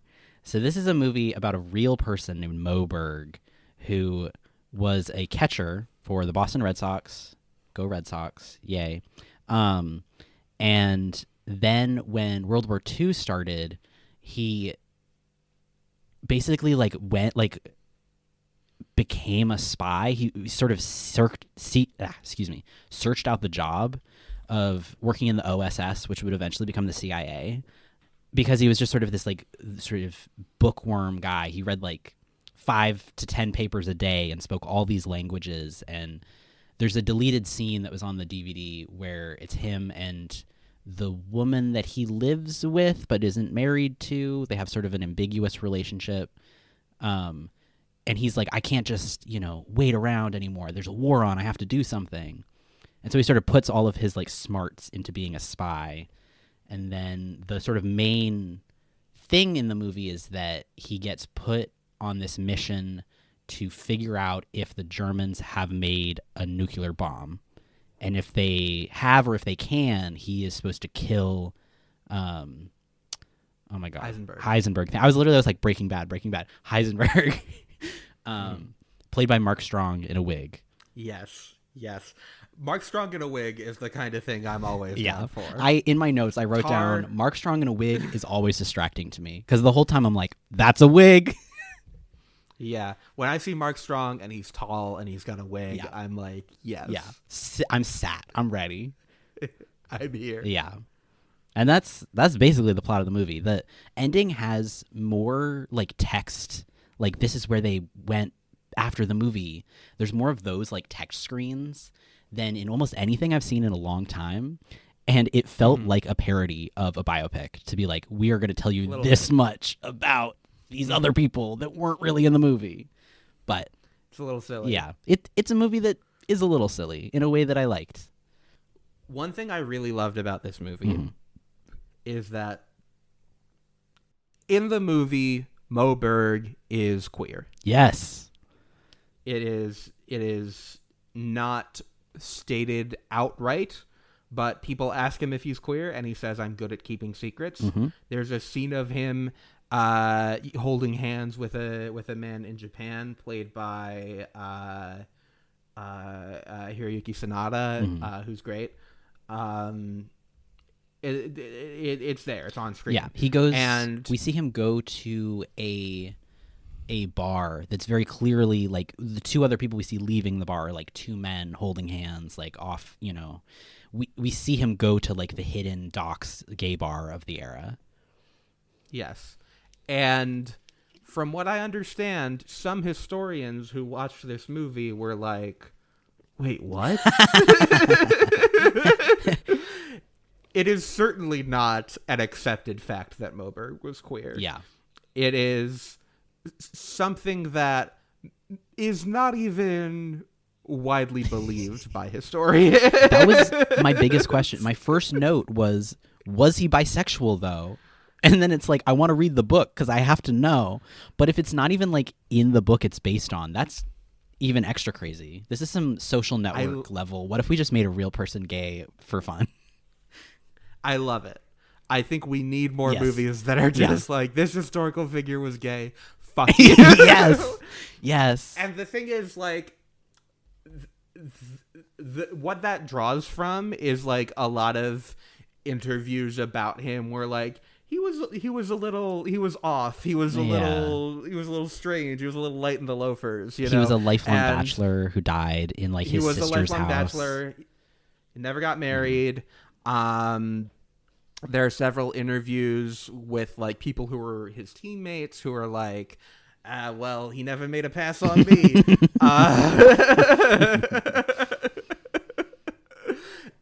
I'm not saying that he wasn't gay. Yeah. There's certainly evidence to that effect, but I think it's really funny to kind of just take it there. Yeah, immediately too. Like 10 minutes into the movie, I was texting my boyfriend going, "Oh my God, this movie is about a baseball player who was gay and he's played by Paul Rudd and he's a spy and he's real." Like, it is a crazy way to just start your movie. Really great. A lot of great old-timey baseball There's some in the early parts of this movie.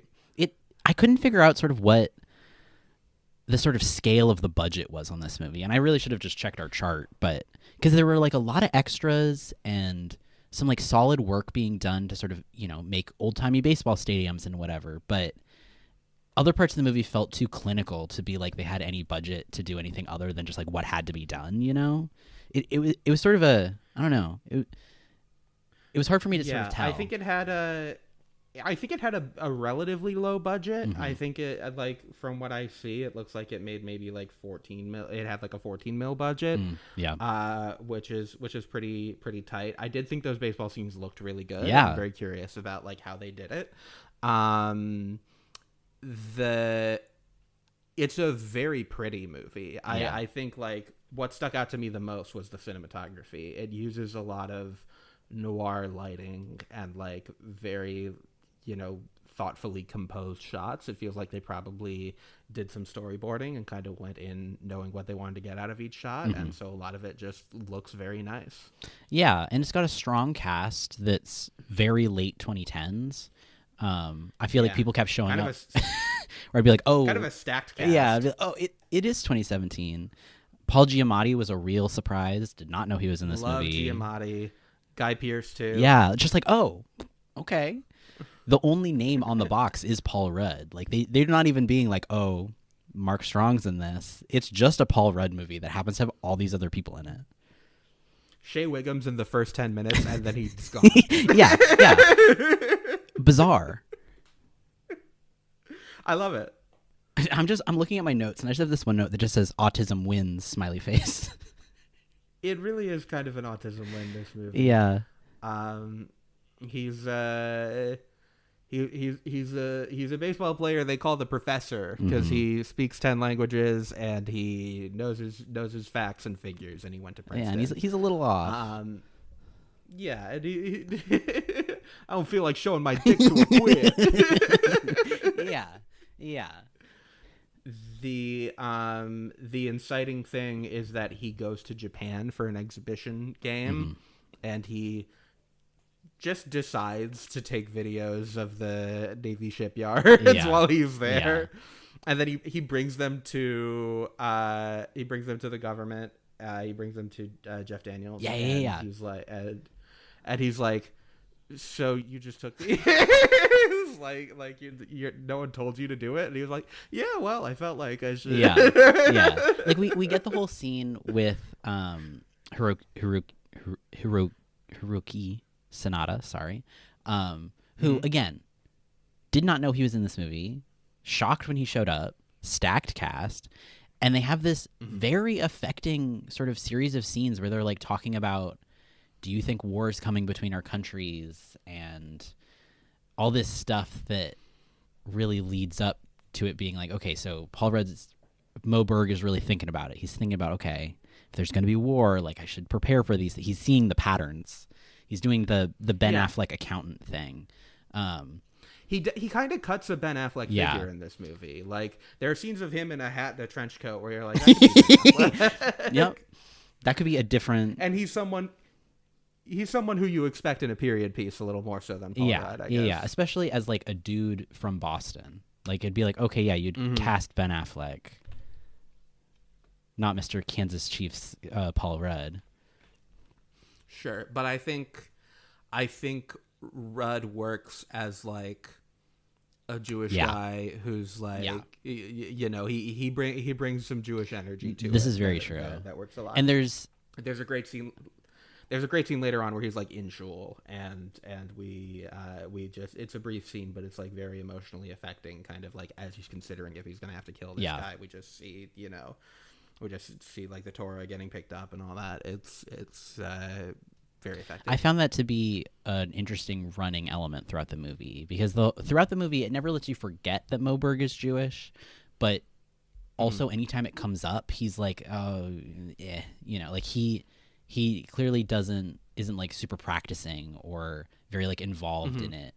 So it sort of becomes this, especially in a movie about World War II, like interesting sort of element of like what defines a person as part of a certain identity or group. And especially when you're adding in the whole, like, we've decided he's gay, like there's interesting sort of questions of what makes a person able to be labeled a certain identity, and what does that mean, and what does that do for their life. You're talking about the conversation that he has with Hiroyuki Sanada about the war, and it's sort of paralleled in the conversations that he has with Mark Strong as Heisenberg later on, where he's been tasked to kind of ascertain if Heisenberg would make an atomic bomb for the Nazis. And I think it's very well done how you see him kind of like trying to shape him up, and they're both giving kind of cryptic answers to each other, but they're learning a little bit. They're also playing chess verbally while they're doing it, and it all works really nicely. And I think there is sort of an element of potentially erotic tension between them two. Yeah. Especially just paralleling those two exchanges. In the end, he chooses not to kill Heisenberg. As we know, Heisenberg was not assassinated. I thought that stuff was all really effective. Yeah, it's an interesting little movie. It's a movie that makes you want to open up Wikipedia and read more. Yeah, because it just introduces a lot of interesting questions about Mo Berg specifically, but then also just sort of like what else was going on at the time, and what were other people saying about any of it. And it does a really good job of applying Heisenberg's uncertainty principle to these questions about war and the bomb, in that he kind of experiences it firsthand. Like the more he seems to know, the less he understands, and he's trying to like solve this puzzle in a way that's really effective. There's one very silly scene that I keep thinking about where he gets the job at OSS, and they have him at a desk in an otherwise empty office. There's just like all kinds of papers and stuff around him, and the door just says the Balkans. That's his job. And he works at the Balkans desk, and I thought that was a Burn After Reading reference. Because there's the scene in Burn After Reading where the guy tells J.K. Simmons, "We're taking you off the Balkans desk," and I was like, oh, maybe the Balkans desk is meant to be like a little reference. No, apparently Mo Berg worked at the fucking Balkans desk. Yeah. I was gonna say, having just watched 3 Days in the Condor last night, that's literally how the CIA does it. They're just like, we got a dude who can read real fast. He's gonna sit in that room and read all the books on that topic, and then just plunk it into a computer. And that's how Robert Redford gets in a lot of trouble in 3 Days in the Condor. But yeah. And then he goes on that run down the hall. He goes on the run. Yeah. He's like, I'm so bored. I'm going to sprint as fast as I can down the hall. And then just as he's headed towards the window, Jeff Daniels is like, oh, hello. And he's like, hi. Let me introduce you to Guy Pearce and Paul Giamatti. Yeah. And we get a similar sort of thing when he's crossing the Alps with the two Italian guides. And they're like, oh, this is a big hill. I got to sit down. And they're all talking in Italian. And he's like, yo, we have to keep going. I'm fit. I play baseball. I do really like this scene where he's playing ball with the young soldiers. And they start to be like, is that sure? Damn, this guy's good. It's really fun. And I think the sound design is really fun in that part. Like, they really show that like he's hitting the ball like a lot harder than they are. In any of the war scenes, because there's like a big section, especially when they're like first getting into France, I believe, where it's like Paul Giamatti and Guy Pearce and Paul Rudd, and they're like going through the war zone.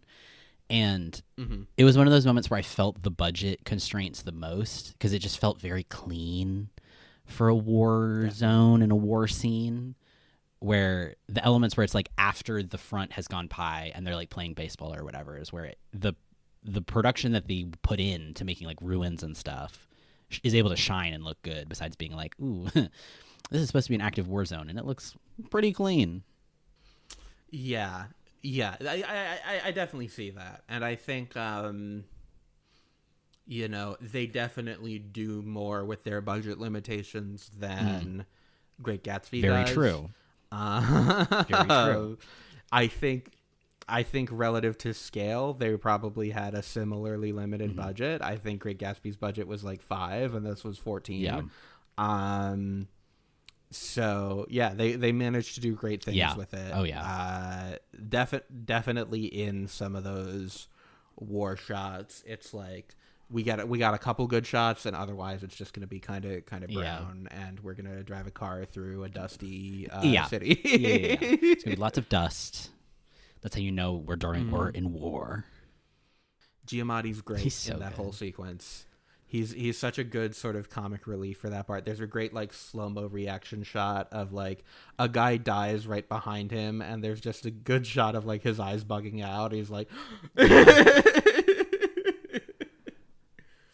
and then it becomes a war movie for that chunk in the middle, and then it becomes this very heady kind of espionage movie where the mission changes from the mission becomes kill Heisenberg.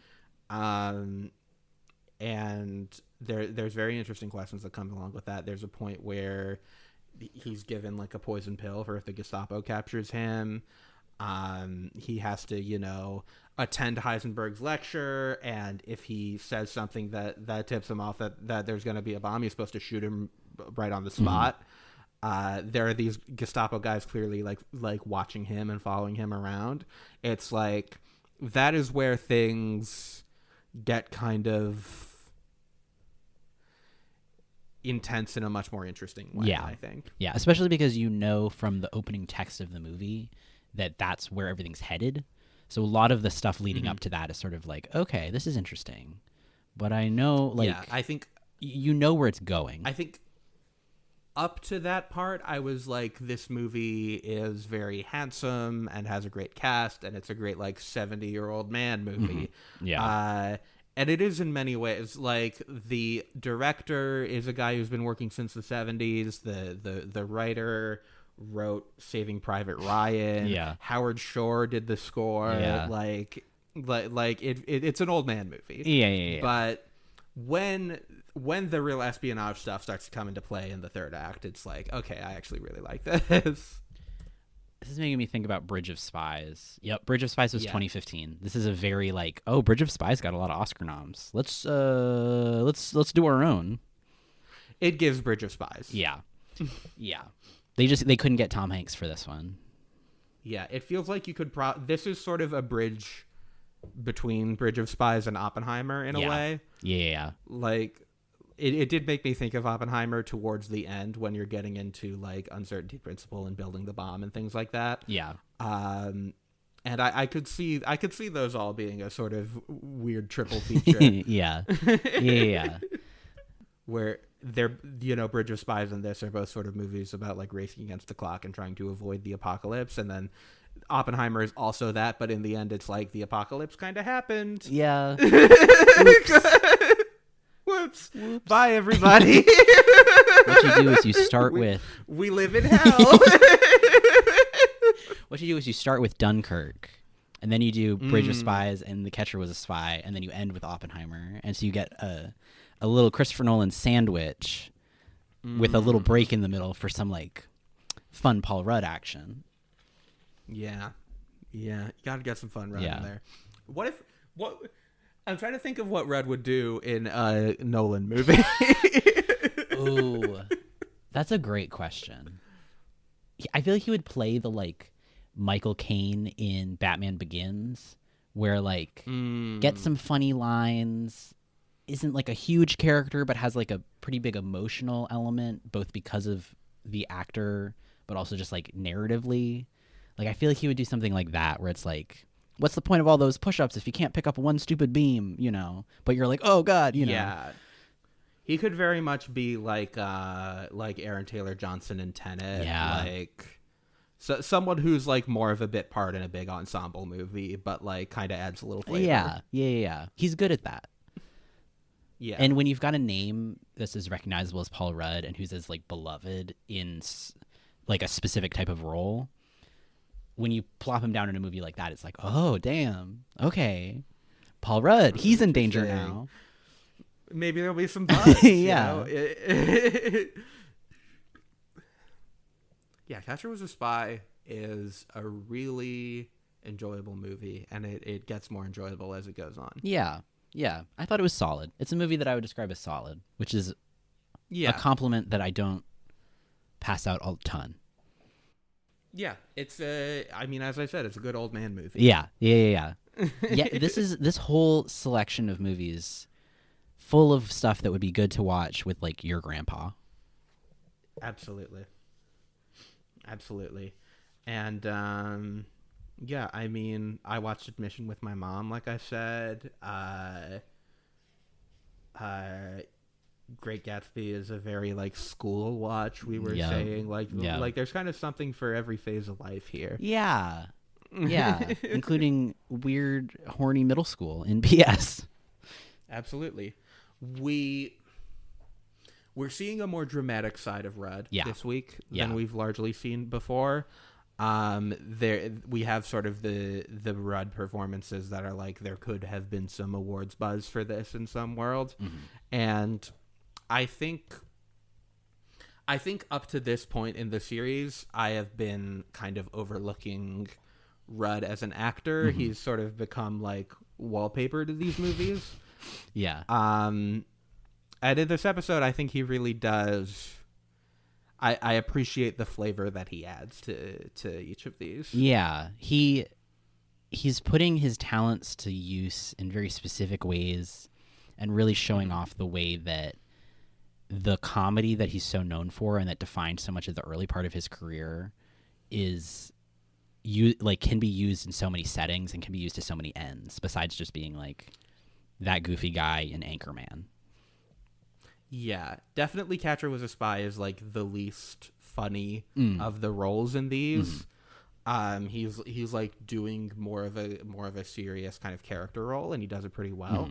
But I think all of these movies would probably not be as good if Paul Rudd wasn't in them. Yes, definitely. I definitely had that reaction coming away from Fundamentals of Caring. I was like, he is like the guy playing Trevor does a fantastic job and is a huge part of why that movie works. But Paul Rudd is the other huge part of why that movie works.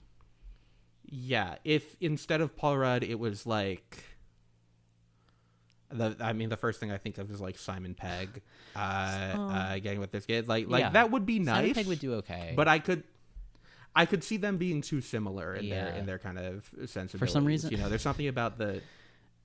Yeah, no, I just thought the person that came to my mind was Channing Tatum. I think Channing Tatum would be an interesting. It would still be pleasant. I think it would not be as good. Speaking of, I'm so excited for Roofman this week. Coming out this Thank weekend. God. Excited. Kirsten Dunst, I love you. Kirsten. I have to see. I think I'm going to see Spider-Woman first. I also really want to see House of Dynamite, the new Catherine Bigelow, which is playing at my theater that gets all the Netflix movies this week. But I do have to see Roofman. I gotta see it. It's getting to that time of year where everything comes out. Yeah, it's getting tough to get everything in. And the film fest starts next week. Ugh. My life. Jeez. So many. I know. movies. This does mean that we're getting close to awards season. Speaking of awards. Speaking of awards. Ha ha ha. So, in terms of who goes first this episode, we decided to use the most impartial system. The most merit-based, infallible system we could think of, which is college admissions. Nothing wrong with college admissions at all. So we've both submitted our applications in our big orange envelopes. We've both looked through each other's transcripts and essays and our social and each other's social security numbers. We've looked at all of our information, how much money our parents make, and now, as is customary, each of us is going to pitch why the other should go first. God, okay. Okay. I was straight up like, we should just do like, how many colleges did you apply for back in the day? Which I would lose anyway because I only applied to 2. I applied to like 12. Yeah, pop off. So we could start there. We ended up going to the same place, so it's not really. No, I applied early decision to Sarah Lawrence, so once I got in, I had to call up Emerson and be like, I'm not coming. Yeah. I think once I got the Sarah Lawrence acceptance, I was like, that's the one, because they sent me like the best financial aid package out of anything that I had up to that point, and I was like, I want to go to Sarah Lawrence. So let's do it. Yeah, and the rest is history. And the rest is mystery. So the reasons that this student Ruth should go first. He went first last episode, I believe, and he made some really good picks. Thank you. He always brings something unexpected to the party. Well, is not afraid to bring in like a new category, which is really, really important. I think he will be a really great addition to sort of the community that we have here at Pulp Fantasy, and he will bring a unique perspective. Just help us sort of broaden our horizons. Thank you. I think that Rochelle, star student, should go first because she always knows so much about things that I don't, and it always impresses me whenever we're talking about movies, especially. And she is the one that started this whole podcasting thing, which is sort of key. That's, great extracurriculars.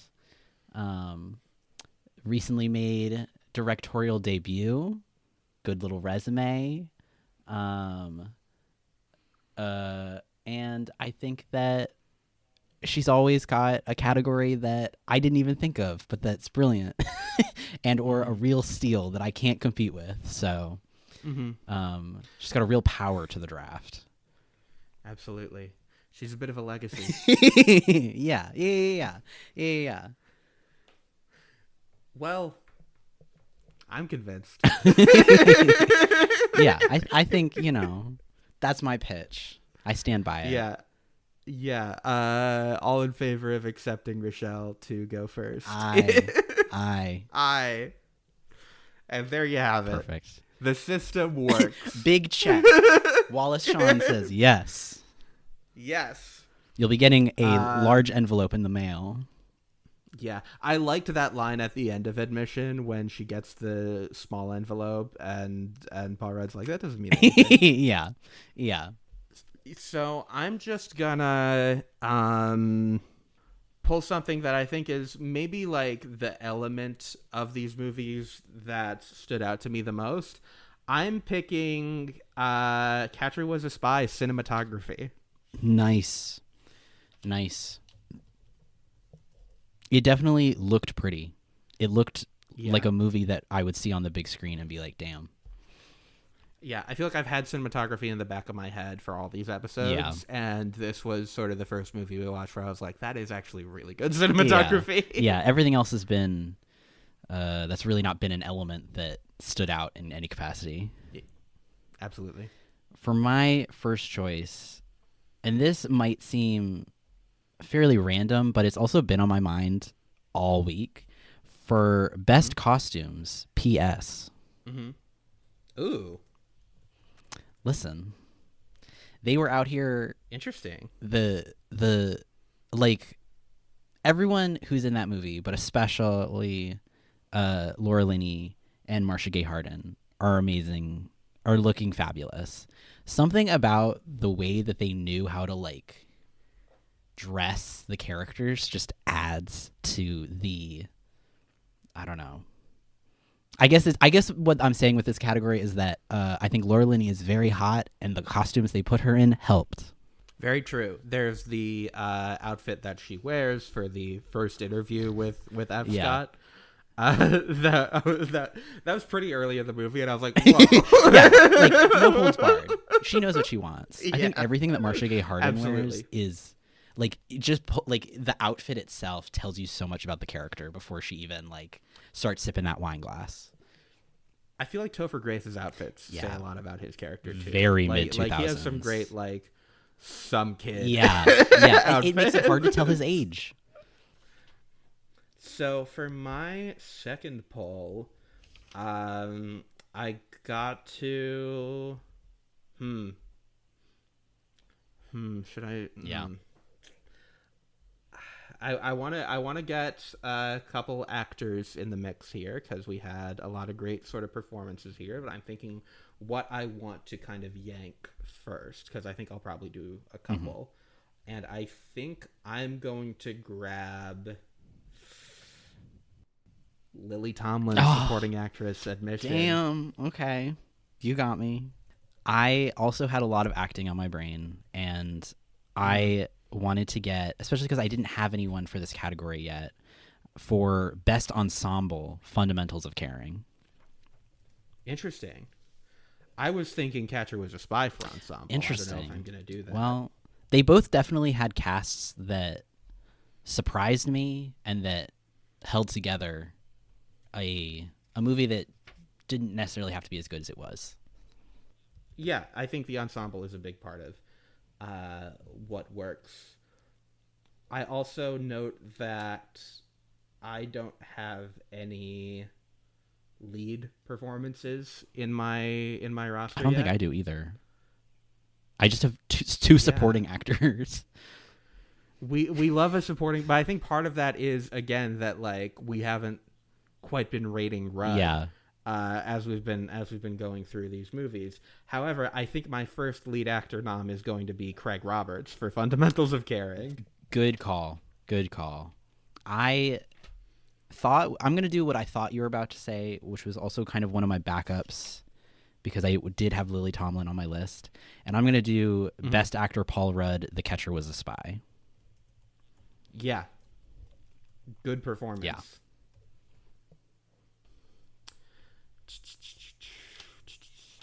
Do I want to take? I'm gonna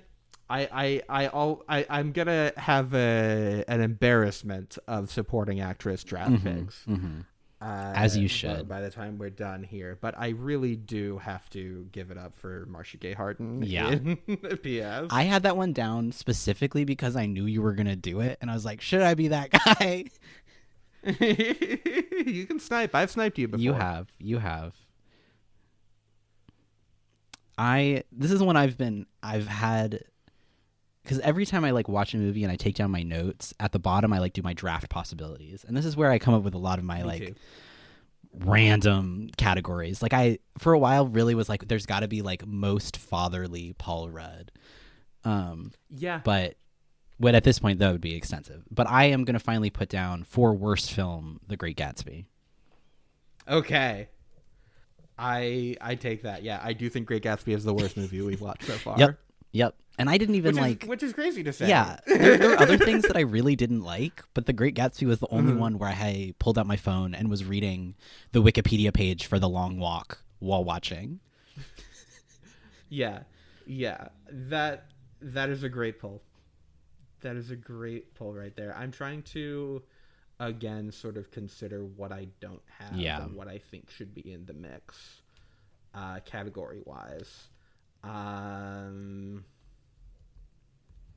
Yeah, let's see. I have one screenplay. I don't have any. We haven't. Directors. The one that I had down for almost everything was adapted screenplay, because this was sort of the adapted screenplay month. There will be more, but I don't know that any of these stood out to me as strong enough. Yeah, I guess Fundamentals of Caring is the best screenplay out of these. Yeah. I think I'm trying to think if I want. I don't think I want to give any like director noms here, even though I don't have any yet. We haven't really done any scores yet. We did a soundtrack, but score is still kind of on the table. Oh, yeah. I guess Howard Shore did the score for Catcher Was a Spy. Yeah. So that's, but you know, I am going to, as you say it, I'm going to do adapted screenplay Fundamentals of Caring. Solid pick. Oof, okay, this is my last one. Well, I've pulled something from every one of these movies except for Admission. What would you do if I did another Paul Rudd Best Actor, 2 in the same episode? You certainly can. You know, it's if we were being strategic with our drafts, I would say it's not. Yeah. I've already made some sillies with my drafts. Yeah, I have like 3 supporting actresses already, so it's fine. Yeah. Can I throw something out there as a potential? Please. Giamatti. Ooh, that's so good. Okay. I'm gonna now I have 3 supporting actors, but I am gonna do Giamatti in The Catcher Was a Spy supporting actor. We have our draft limit is 20, so after the next episode, things are going to get more interesting with the drafts. Yes. Because we're going to have to make cuts. Yes. There's some things I'm already very excited to cut. Each section of, like, each chunk of films just adds a whole nother flavor to the entire makeup of the drafts.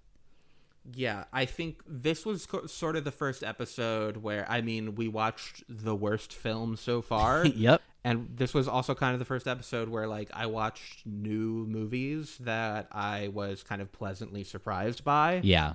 I think this was a very up and down kind of episode. It definitely broadened the field and made me feel kind of excited for the rest of this series, which is going to be a lot of kind of episodes like this where we are looking at a weird assortment of movies that most people have never heard of. Yeah. We are nearing the halfway point. The next episode will be episode 4 out of 8. Yes, we are. It's been really great so far. It's been so good. I would love to announce what we're doing for next week's episode. Yes. Okay. Next month's episode. Next couple weeks episode. Yeah. We're not quite on a month clip, but we're about a month. Yeah. The next episode is going to be all about rom-coms, which is fun because we've already watched a number of Paul Rudd rom-coms, but now we get a whole chunk of just rom-coms. It's true. And there was a time when we were planning this where Admission was in the rom-com category. I feel really good about it not being in the rom-com category. It makes much more sense in this slate. And it was fun to watch with PS. Yeah, that was a crazy accidental cosmic connection there. Like might happen in the movie PS. Yes. So we're talking about 5 movies next week again. I think that went pretty well for us. We are under 3 hours, which is great for us. Yeah. We are talking about Overnight Delivery. The O in Ohio. Over Her Dead Body. I Could Never Be Your Woman. And How Do You Know? Mm-hmm. I have seen 0 of these. I've also seen 0 of these. I'm very excited for I Could Never Be Your Woman because that's an Amy Heckerling movie, and I've heard it is kind of insane. I'm excited for the O in Ohio because when I was looking it up to make like the graphics, when I was like working ahead on graphics, the O in Ohio has some crazy posters, and I think it's like about. I think it's like about a sex therapist or something. I don't know. It looks crazy. It sounds crazy. Just from the little bit I know about it. And it's got Keith David. Yeah. So that's going to be a lot of fun. I think from here on out, it's going to be kind of like this episode where we find out some really ridiculous hidden gem kind of stuff. And also some movies that are actually pretty good, hopefully. Yeah. Of the ones that are still on the list that we haven't watched yet, the only one I've seen is Ideal Home. And I love that movie, and I cannot wait to talk about it. But other than that, I have pure, unexpected unknowns. Mm-hmm. I have seen Year One, Dinner for Schmucks, Death of a Unicorn, and I think I saw Mute. I think I watched like the first half hour of Mute. Yeah. So that'll be a fun one to revisit. But yeah, I'm very excited for where the series is going. This feels like an episode that unlocked some new horizons for us. Totally. Thank you to everyone who's been listening. If you please feel free to continue sharing your feedback. We love to get feedback. Yes. It makes the show stronger every episode. Obviously, you might have found this through my Substack, pulpfriction.substack.com, where I also do movie reviews and playlists and fun stuff every month. I am a movie critic at Movie John. I've been reviewing some interesting little movies there. I have some interesting ones coming up. Watching this new, very Giallo-inspired 16mm movie from Alex Phillips. This lesbian Christmas movie with Jordan Myrick. Fun batch of movies coming up there, so you can find my reviews there. And my film, which we've talked about many times, We Need More Safe Spaces for Women, is not done yet. I got my poster though, and it looks great. I love it. Hell yeah. The posters look great. So that's kind of what I'm all about. Yeah. I don't have anything else on the docket right now. If you happen to be in Western Mass and are looking for a cool book club where you actually talk about movies instead of books, hit me up at in East Hampton. You can find me. I can guarantee you. You're easy to find, like the National said. I wanted there to be some crazy parent's guide for PS. It's not as good as I wanted it to be, but there is this one here that says, a woman and young man drink wine. A woman smokes throughout the movie. She has a name. No. Under the sex and nudity category, there's one where someone has submitted a very detailed explanation of the entire first sex scene. Like, Scott then caresses Louise's cheek and neck, arousing her. She then begins to kiss her and get on top of him. You've messed up here. No genital nudity. So that's fun. I'm on the page for the fundamentals of caring. Oh, yeah. What I have is one of the characters uses the expression, quote, blowjob. Dialogue contains sexual innuendos such as, quote, nailing the Seahawks cheerleaders in pyramid formation, and, quote, if I had one night with her, I'd make sure she can't walk the next day. These are things in the movie. Quite a large amount of swearing. The profanity is the only reason this movie is, quote, TVMA. There are 40 uses of fuck in its various forms. Yes. Non-sexual. That's my favorite. Right now I've got admission open, and according to IMDb, there are about 2 F words. One is not fully spelled out in a written note, 4 sexual remarks, 7 scatological terms, 10 anatomical terms, 17 mild obscenities, 4 religious profanities, and 14 religious explanations. So pretty great. Really breaks down exactly what to expect out of Admission, starring Tina Fey and Paul Rudd. I love when people are counting. Yes. Who's sitting there with their little pen and paper being like, oh, there's another religious profanity. I like to imagine they're just clicking like a timer. Yeah. They've got a whole room of people, and each person's given a specific thing, and they have to click the timer for that thing. You're in charge of the F word today, Johnny. And then they submit each movie in a big orange envelope. Yes, yep. And Wallace Shawn gets to decide whether it gets released or not. They mail it to IMDb. Yep. and Jeff Bezos sits there and he goes, this one shall only be an Apple TV exclusive. The peons can't see this one.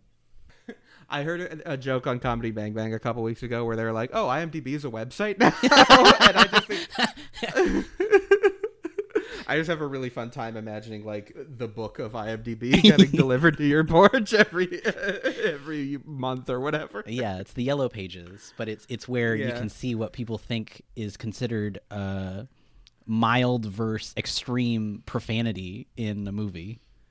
Yeah, you can see everyone's votes on violence and gore. Yeah. For Fundamentals of Caring, 43 people said there's no violence and gore. 3 people said there's mild violence and gore. And 1 person said moderate. Whoa. 1 person was really shook up. 1 person was like, whoa. I was not anticipating this. Scary. There are 3 right here that I'm looking at under Admission. A woman yells at her mother and says, I can't stand you. A woman yells at her mother, and a woman yells at her adult daughter. So, someone really felt a need that we really know. There is some... Perspective. Yep. That's so interesting that 1 person is like, she yelled at her mother, and the other's like, she yelled at her daughter. Yep. Well, I think that's everything. I think that's it. I feel well informed. Goodbye, everybody. Bye.